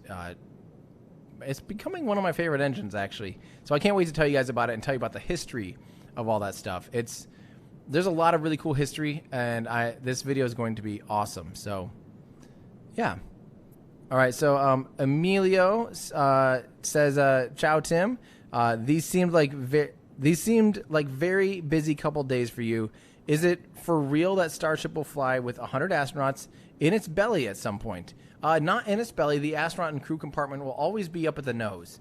And yeah, there's absolutely, like I said earlier, there's 1,000 cubic meters of volume. That's more pressurized volume than a 747. And a 747 can hold 400 people, more than 400 people in certain configurations. And yeah, it does that with all of, with all the other things. Think about the wasted space in the 747 compared to if you were literally just ferrying people for a 40-minute hop. Doing a quick little point-to-point transportation on Starship, absolutely, that's no problem. That's definitely realistic. Let's see here. So, this is from Matt. Do you think that it was just a full-blown pressure test, making sure the plumbing works, considering it fell over? No, because they've actually, don't forget, they've done many of those. They've already done 4 static fires of this vehicle, so they've already tested it after it fell over. What's left to do now is just swap out the Raptors, which they did, and test those to make sure that they're ready for flight. So, not a pressure test. Pio Trek B says, amazing streams, Tim and team. Gretz from Poland. Well, thank you very much. Saza says, you misunderstand our desire to send you to Mars. We don't want anyone else to live stream first launch from the surface of Mars. Well, let me ping this on you. Is it really live if it's 20 minutes late? Is the speed of light real time? What is life? Where am I? Why am I here? Yeah, even what you're seeing now is live, but it brings up a whole new question. Like, I guess that is as live as it gets. Is the speed of light? It's as real time as it gets. But so yeah, I don't want to be. I don't want to be the one to be. I want to be here cheering for the people that are exploring and walking on Mars for the first time. And explaining how that process works, and not worried about doing the exploration and all that stuff while trying to also live stream it. So, yeah. Scott Payne, hi Tim, hello from Utah. Have you read about SpaceX purchasing some old offshore drill platforms? Thoughts? Yes, we've talked about it a few times. Earlier, and it makes 100% sense. They have talked about doing sea launch platforms for quite a while now. This is absolutely part of the big game plan that we've known has been coming for a long time. There's 2 of them, Deimos and Phobos, the moons of Mars. Pretty cool, and it makes sense. It might be a couple years before they finish them into being actual launch platform. But yeah, totally makes sense, and I think we'll see that relatively soon in the grand scheme of things. Robert Powell says, sorry, my mic's clip or kind of getting pop filter on there sometimes. Thanks for the coverage of the Electron launch this morning, UK time. When do you think Starship will fly for the first time as a complete package? Again, Robert, I'm so sorry. I can't tell you when this thing's going to fly. But my best guess for orbital, full orbital, full stack with Starship and Super Heavy, my best educated guess is early 2022, like first half of 2022. That's about the best I can do. And that's changing constantly. So that's just my personal beliefs, just based on how long this stuff is happening and then how long it takes to get enough Raptors to be able to do an orbital mission. Patrick Bylock, what if all Jeff employees drive Teslas? I'm sure there's a lot of Amazon employees that drive Teslas. That would not surprise me at all. I did that. You did that? It was coming at 60 the whole time.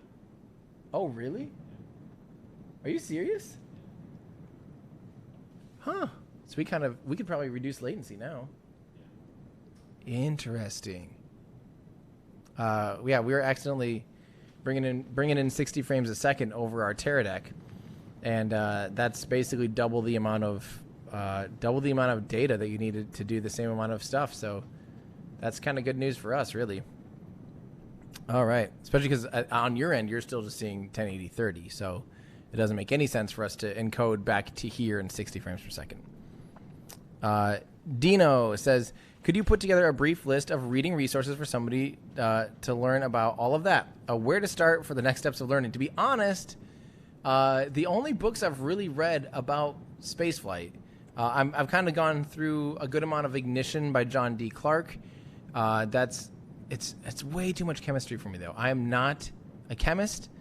I appreciate all that stuff, but it's not so much about the hardware. It's almost entirely about chemistry, and it's just doesn't quite tick it for me. I really like Robert Zubrin's book about Mars.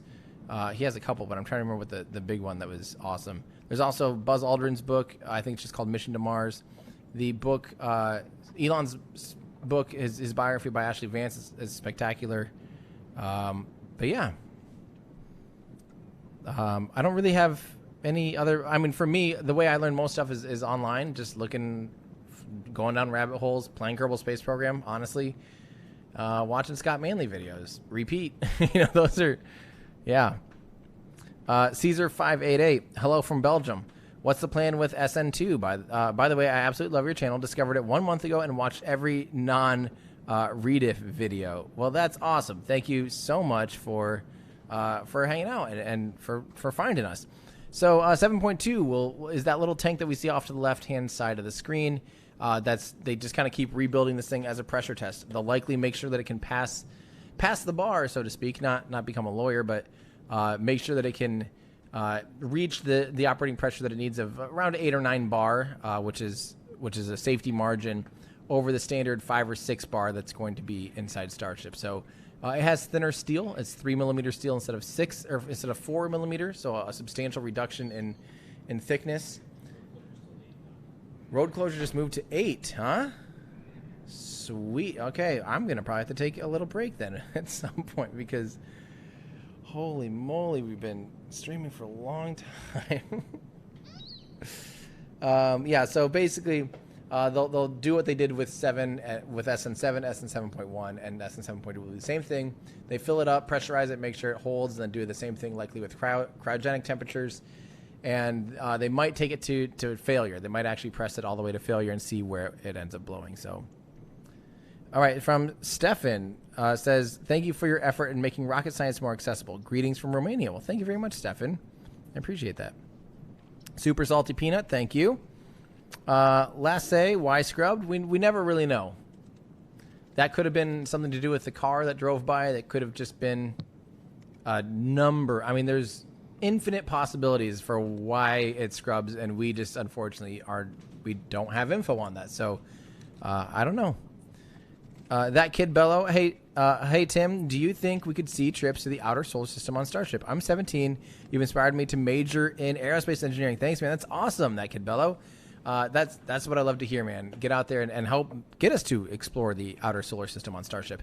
Again, I can refer you to my Starship versus Falcon 9 video, where we do talk about a deep space variant that would likely be lacking fins, any kind of heat shield fins, maybe more of a deployable fairings to ditch weight, and using just vacuum optimized Raptors, maybe 3 or 4 vacuum optimized Rangers. No need for sea level Raptors.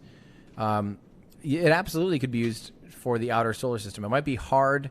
It might be really hard to actually be able to do, crude missions out to the outer solar system in anytime soon. But we could at least send large probes, much larger probes than anything we've used before, using Starship for sure.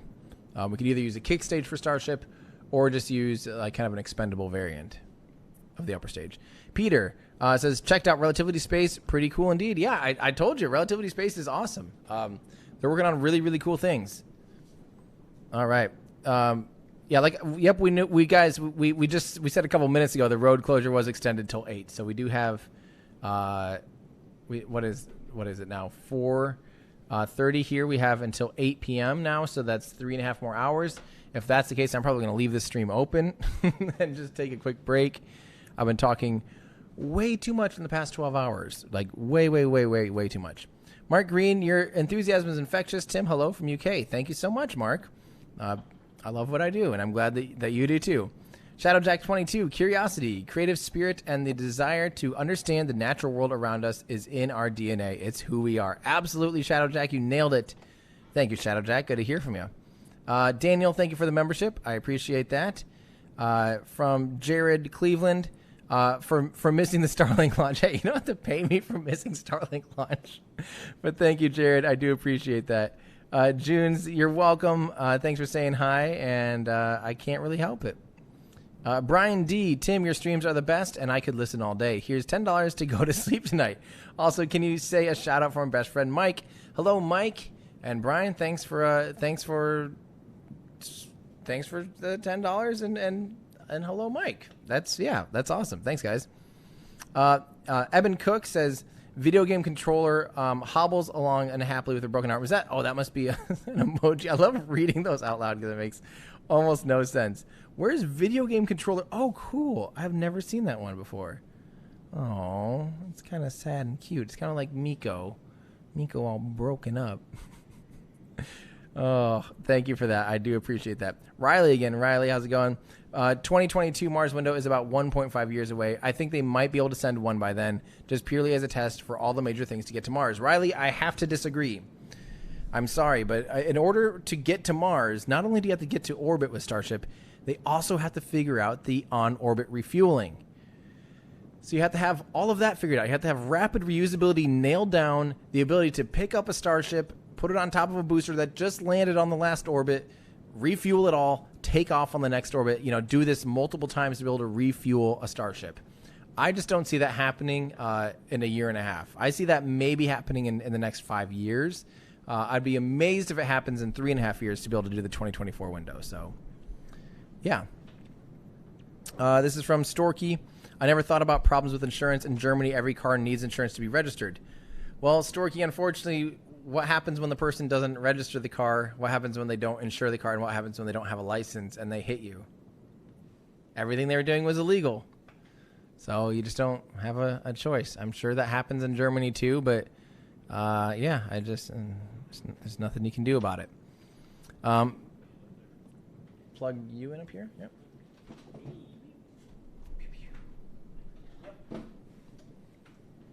All right, from Big Un. Hey, Tim, thanks for getting this 20-year-old pizza driver interested in spaceflight. That's awesome. Yes. I need to thank you for your service because I order a lot of pizza. I basically live off pizza and tacos down here specifically, especially. So thank you. Thank you for the deliciousness. That's awesome. Parker says Martian Activity Reporting Studio. That's pretty good, too. Wow, the Miko Accident Remembrance Studio might actually rest someday. Oh my gosh, these are really good. Parker, I gotta copy these. These are fantastic. You're way better at this than me. I don't even remember what I said. They were terrible. I'm copying those, putting those in Discord. Martian Activity Reporting Studio, Mars. Miko Accident Remembrance Studio. That's really good too. And might actually rest someday. Those are all fantastic. Parker, I think, man, we've had some good ones. That one's fantastic. Thank you so much. All right, this is from Eric Space. Hoping for static fire today. Kudos on the high-quality streams. Thank you, Eric. How's it going? We've used Eric X Space's amazing 3D renders. We used some of those in that Falcon 9 versus Starship video that we've talked so much about. It's just an awesome work. So I hope that you guys do follow Eric X Space. He's one of him and Neopork and Casper and Kimmy. And I mean, there's just so many people making incredible renders online. And it's such an awesome community too. So make sure on Twitter you're finding those people and showing them some love because it's awesome. B Hegel 65. Why does SpaceX not give you streamers info for these tests? You are promoting the SpaceX dream. So why not give you a live feed from the control room? Well, it's a pro con. It's on the pro side, yes, we're helping support, but at the same time, we're also showing potential flaws and errors and opening up criticism from other sources. So, you know, if they were doing all the stuff behind closed doors, like normal, you wouldn't see the flaws, you wouldn't see the errors. And it's not that they're ashamed of those more or less than any other company, but there is a negative to having people record every little single step of your way. So, yeah. I did want to get to, yeah, guys, I think I might have to take a break here. I'm feeling like my voice is about to just go bye-bye, so I better take a little break. I'm going to leave you guys with the stream, and I'll try and get back to all of your guys' questions and stuff too. So currently we're just waiting, just for those of you that are watching, and let me give you just one more. We've seen 2 attempts where we're seeing the vehicle actually begin to propellant load, and both of those were scrubbed. So we've been waiting for several hours now. And at this point, we're just kind of waiting to see if they get the vehicle fueled back up and if they're able to actually static fire. So fingers crossed that we do see a static fire today. They do have, it's now coming up on 5 o'clock local time.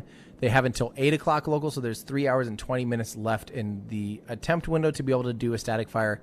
If they static fire, they might be able to do a launch as soon as tomorrow. Very unlikely tomorrow, but as soon as Friday or Saturday. It could just be a good thing. So we're fingers crossed that we do see something. We're just kind of waiting on that, and we're just waiting to see a little bit more activity. I'm going to take a little bit longer of a break, just kind of give my throat some rest. So we'll leave the stream up for you guys. We're going to check in with Rachel and Jean, make sure that they're okay, and my friends at S Padre, which, by the way, I do need to say a quick big shout out to S Padre. You guys know him as Space Padre Isle on Twitter. Rachel and Jean, they're just become some of the best people and some of my best friends down here. I owe them just a huge shout out and thanks for everything they did. They came immediately to our rescue when Miko got hit. They just helped so much with all this stuff. They're running around constantly. They're just the sweetest people, and they treat us really, really well. And this would not be possible without them. So everyone, just say real quick thank you to Rachel and Jean for just kicking butt. And if you ever end up down on South Padre Island and you want to learn how to surf, definitely look up S Padre and get some surf lessons from them, because they're awesome. They are absolutely amazing. They made me surf on my first try, no problem. So they can do that for me. They can do that for you. So we love you, Rachel and Jean. All right, I'm going to take a quick little break. We'll be back if some stuff starts happening, but I'm just going to take a little voice break here for a little bit. So we'll see you guys in a little bit.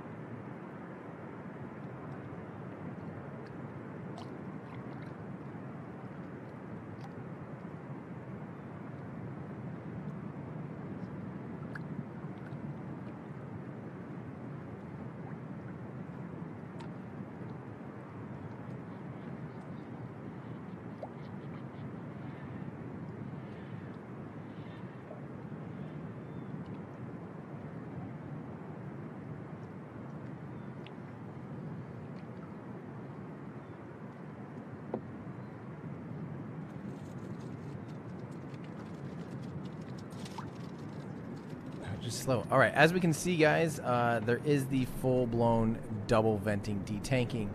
And I think I have to get Rachel and Gene off the water because it looks like, man, I might have to get them out of there because, you know, we didn't just lose their audio too. But yeah, we're about to see some rain coming in on our end here. So I might have to get them off of where they're at safely. I think that's the priority. So I think we're actually gonna have to bow out here and let them turn off. Which does suck, but obviously, hopefully, there's other streams you guys can watch if they do go tonight. I'm kind of guessing with the weather coming in so bad, this might be the final detank. We don't have obviously any information on that. We might just miss it here on this channel, but don't forget there is NASA Spaceflight and there is also Lab Padre.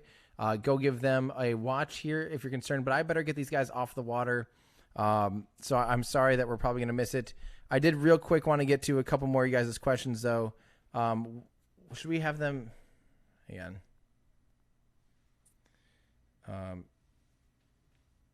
Hang on. I'm making sure to let them know. But yeah, so I think I'm going to let them go ahead and get out of here. So I understand if we lose you guys, but I got to keep my people safe, especially if there's any kind of thunderstorm. We gotta keep Rachel and Gene safe. That's the priority.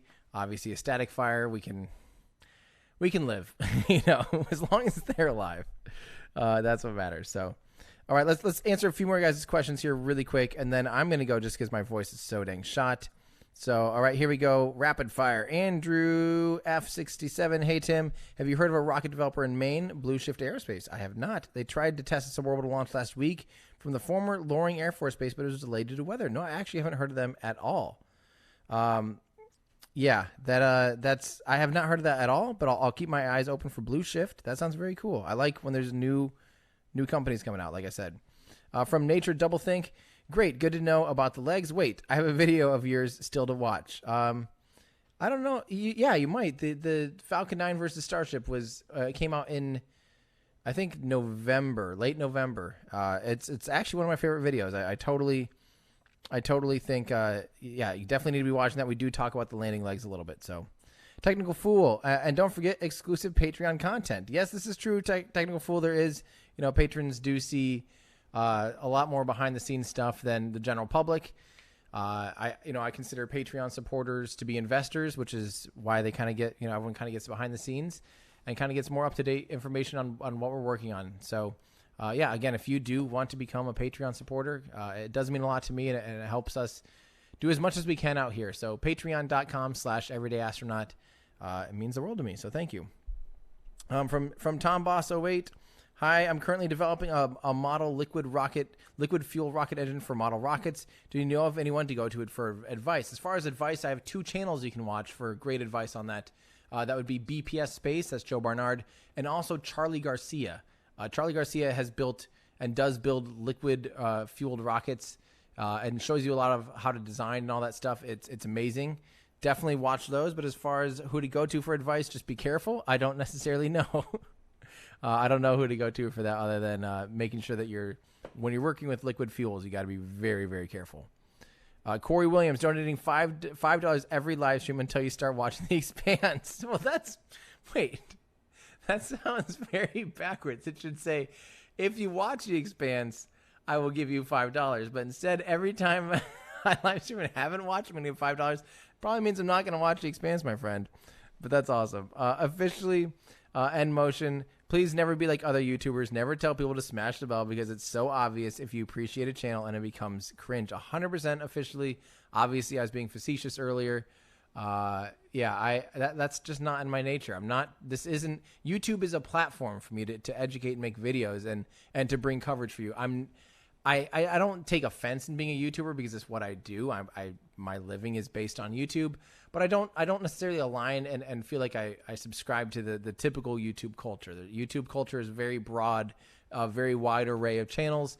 I feel like I'm kind of just doing my thing and just trying to do what I love to do, and I'm just happy that you guys are here with me. I feel like if you have to try to gimmick and gimmicize people, I'm going to coin that term. If you have to gimmicize the idea of like smash that, like what's the point? You know, if I've never once subscribed to someone because they told me to subscribe. I've subscribed to people because I like their work, And I would assume that that's the same case for everyone, really. So, yeah, absolutely understand. Will Cooper, what's your opinion of Robert Zubrin's advice to Elon about how to use Starship for Mars missions? They're pretty well aligned. Zubrin, I like what Robert Zubrin says. He's definitely had some interesting takes on a lot of things, and he's been right in a lot of regards too. So, I think I'm missing something that he recently did, and I need to read up on that or listen up on if it was some kind of talk. But it's been a little bit, so yeah. In general, I think that it's pretty cool. Francisco Rodriguez, was a static fire canceled? So we don't necessarily know. They definitely had 2 attempts. They did scrub those, and now, like I said, I am pulling my crew out because a storm is incoming. Safety first for me, guys. I'm sorry that you're going to be losing the feed. You're going to be seeing my face until I read through the rest of your comments, and then I'm going to be getting out of here myself too. So, like I said, we of course have NASA Spaceflight and Lab Padre to hopefully provide streams for you guys as well if they do attempt a static fire, which it looks like they might be trying again, but they have they do have about 2 more hours, 3 more hours to try and attempt that. C. Da says, why is that accelerating a light particle is better than a heavy? Hydrogen versus methane. Isn't the energy release the same for light or heavy particles? So it's just a matter of being able to accelerate it quicker. You actually, a lighter particle, you can just simply expel out the back faster. And part of the measure of velocity, of a specific impulse is literally the measure of the exhaust velocity. So the higher the exhaust velocity, the higher your potential. Just like, same reason. It is hard to fathom because at the end of the day, your flow rate can be the same. But overall, it's more efficient to have a higher exhaust velocity, period. So, yeah.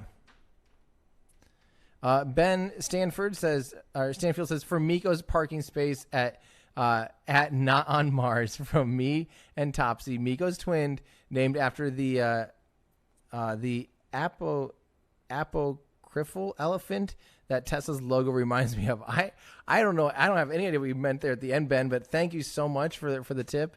Yeah, hopefully a Topsy. That's funny. That's an interesting story. I had to someone find that in Discord because I have no idea what the apocryphal. I don't even know. Can't even say it. That's how little I know about it. But yeah, I definitely do appreciate that. Thank you so much. Remy Tim says, suggestions: Everyday Astronaut Spaceport Observatory Reconnaissance Temporary Studio. So, wait, EASP Observatory Reconnaissance Temporary. What's that even spelled? Does that mean I don't know. I don't know what that means, Remy Tim, but that one just doesn't quite ring off, roll off the tongue like I think it should. But that's funny. Thank you. Kel Ove says, yes, Tim, the speed of light is also the speed of causality, so it is live. That's fair. This is from Stefan saying, has been any thinking that oil platform pad might make it safer for passengers in case of landing failure? SN8 by splashing down as opposed to RUD on land. Like intentionally diverting into water might be, a better option than smacking into something. I don't know if that's, I don't know. I mean, I've never thought of that. Who knows? That could be like a diversion option of like, hey, well, the thing is with serial number 8, if you lose thrust while you're directly over a pad and you lose your propulsion, even if you gimbal and try and yeet out of there, there's nothing left. There's no yeet juice left. How are you going to divert and how are you going to splash down? I think some things are just unavoidable. If you lose header tank pressure and you're relying on that to pressurize and feed your engines, how do you divert? How do you make a last second change? You can't really. I wonder if there could actually be like a totally separate, almost abort system, like a ring of Super Dracos or something around the skirt or something like that could just be totally used in the case of emergencies, and it would be a hard landing or something like that, but help increase the survivability and help get, the ability to get off of the vehicle in case of an emergency. But, yeah. From Detective Faja says, or Faja, will the first point-to-point suborbital Starship be named Spindrift, reference Land of the Giants? I don't know. I have no idea. I don't know. That's awesome. This is from Alexander. Greetings from Poland. Love your content. Well, thank you very much, Alexander. From 100 Steve B. Do you think the first orbital flight test of Starship will have to land on the East Coast? Oh, I think this is sorry. I saw later that 100 Steve B meant land on the West Coast, just in case it breaks up on reentry, so it doesn't have debris land, so that the debris lands in the ocean. I would not be surprised if that's the case. Actually, if they or not even West Coast or East Coast, but just on like a large drone ship or something like that.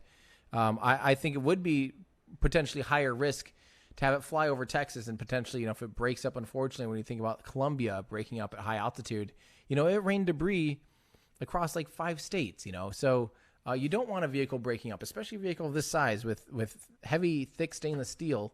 I would expect that the first couple reentries would be somewhere, even it maybe even be safer to fly over the West Coast. I don't know, West Coast, like the Gulf Coast of Florida, even. But that's a good question that I don't have an answer to. We'll have to kind of wait and see on that one. Collider says Coast Guard have issued a warning for the 27th for Starlink 17. Holy crap, that would be fast. That'd be amazing. Oh man, what if this is the year they just ramp up Starlink like crazy? That'd be amazing. Sebastio says, hi Tim, when do you think SN10 will fly? No idea. When? After SN8 flies, or after SN9 flies. The whole, like I said earlier, I can't tell you when SN9 is going to fly. I can't tell you when SN9 is going to static fire, let alone when it's going to fly. And I really can't predict anything really at this point, because there's just so many moving parts. We have to just look at milestones. And I think we should be able to see one test at least once a month. So I would expect serial number 10 to fly within the month of February, but that's the best I can do. That is the best I can do, unfortunately. Michael says, hi for Tim's mobile spaceflight education studio. Sorry not to catch the acronym, but thank you very much, Michael. I do appreciate that. That's awesome. From Space Race Watcher Toxic. Hi Tim, or hey Tim, I don't have a present for my dad, so my sister and I cashed in for this. Could you please wish my dad a happy birthday? He's a huge fan. Thanks. I would have loved Space Race if you happen to see this while you're still in here. Let me know your dad's name, because I would love to tell your dad a happy birthday. But Space Race Watcher Toxic's father, happy birthday. Thank you for raising and being part of hopefully of a space family that's just here getting excited about space flight. And thanks for hopefully either introducing or being introduced by your children into watching aerospace. That means a lot to me. That is awesome. So, yeah, I thank you very much, Space Race Watcher, and happy birthday to your dad. Awesome. Hello. Let me make sure. I'm gonna see if I missed. I want to see if I can catch the name if they do say it. Discord, let me know if Space Race Watcher says their dad's name. If that makes sense. Let's see. This is from Colton who made the chat, I think, that you see. Hey Tim, glad things are working. I did not realize there was a stream. Sorry, I did not link it before it went live. It's all right, Colton. I appreciate that. No problem. We are able to link it. Andrew links it, no problem. So thank you very much, Colton. Everyone say thank you to Colton for making a chat system that pops up on screen for you guys. So, all right. So Joven or Joven sounds like that is Space Race Watcher Toxics. That's awesome. So shout out and happy birthday to would it be Joven or Joven? I'll say both. Happy birthday, Joven.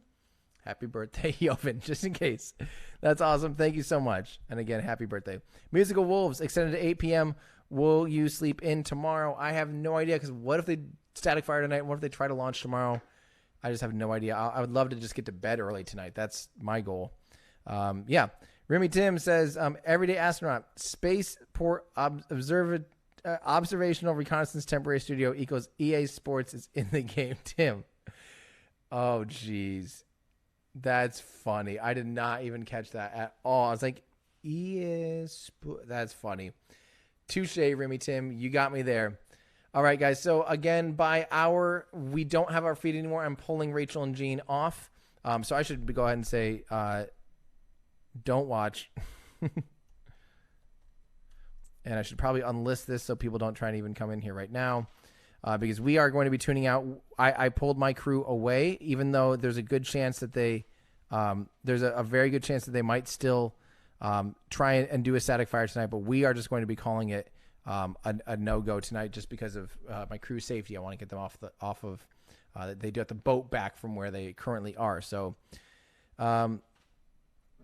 let's see here. So also Splatter Spree says, would it be better to use fueling stations in space instead of sending up starships to refuel? No, because then you actually just have dead mass that you took up there to make refueling stations. They still have all the same issues of boil off and stuff. You might as well just take the fuel up there in a starship. It's tomato only. And one, you also have to at some point launch the empty fuel depot, right?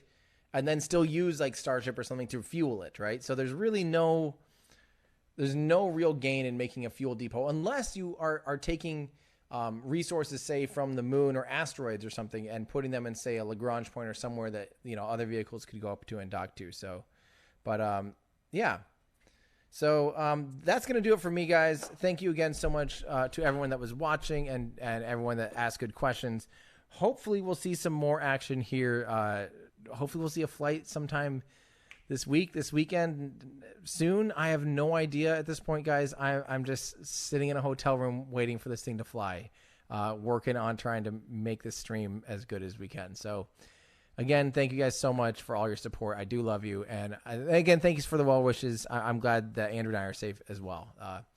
So fingers crossed for an SN9 flight soon. First for an SN9 static fire, and then SN9. Don't forget, if you guys do need to know when SN9 will launch, Andrew, hit this baby up.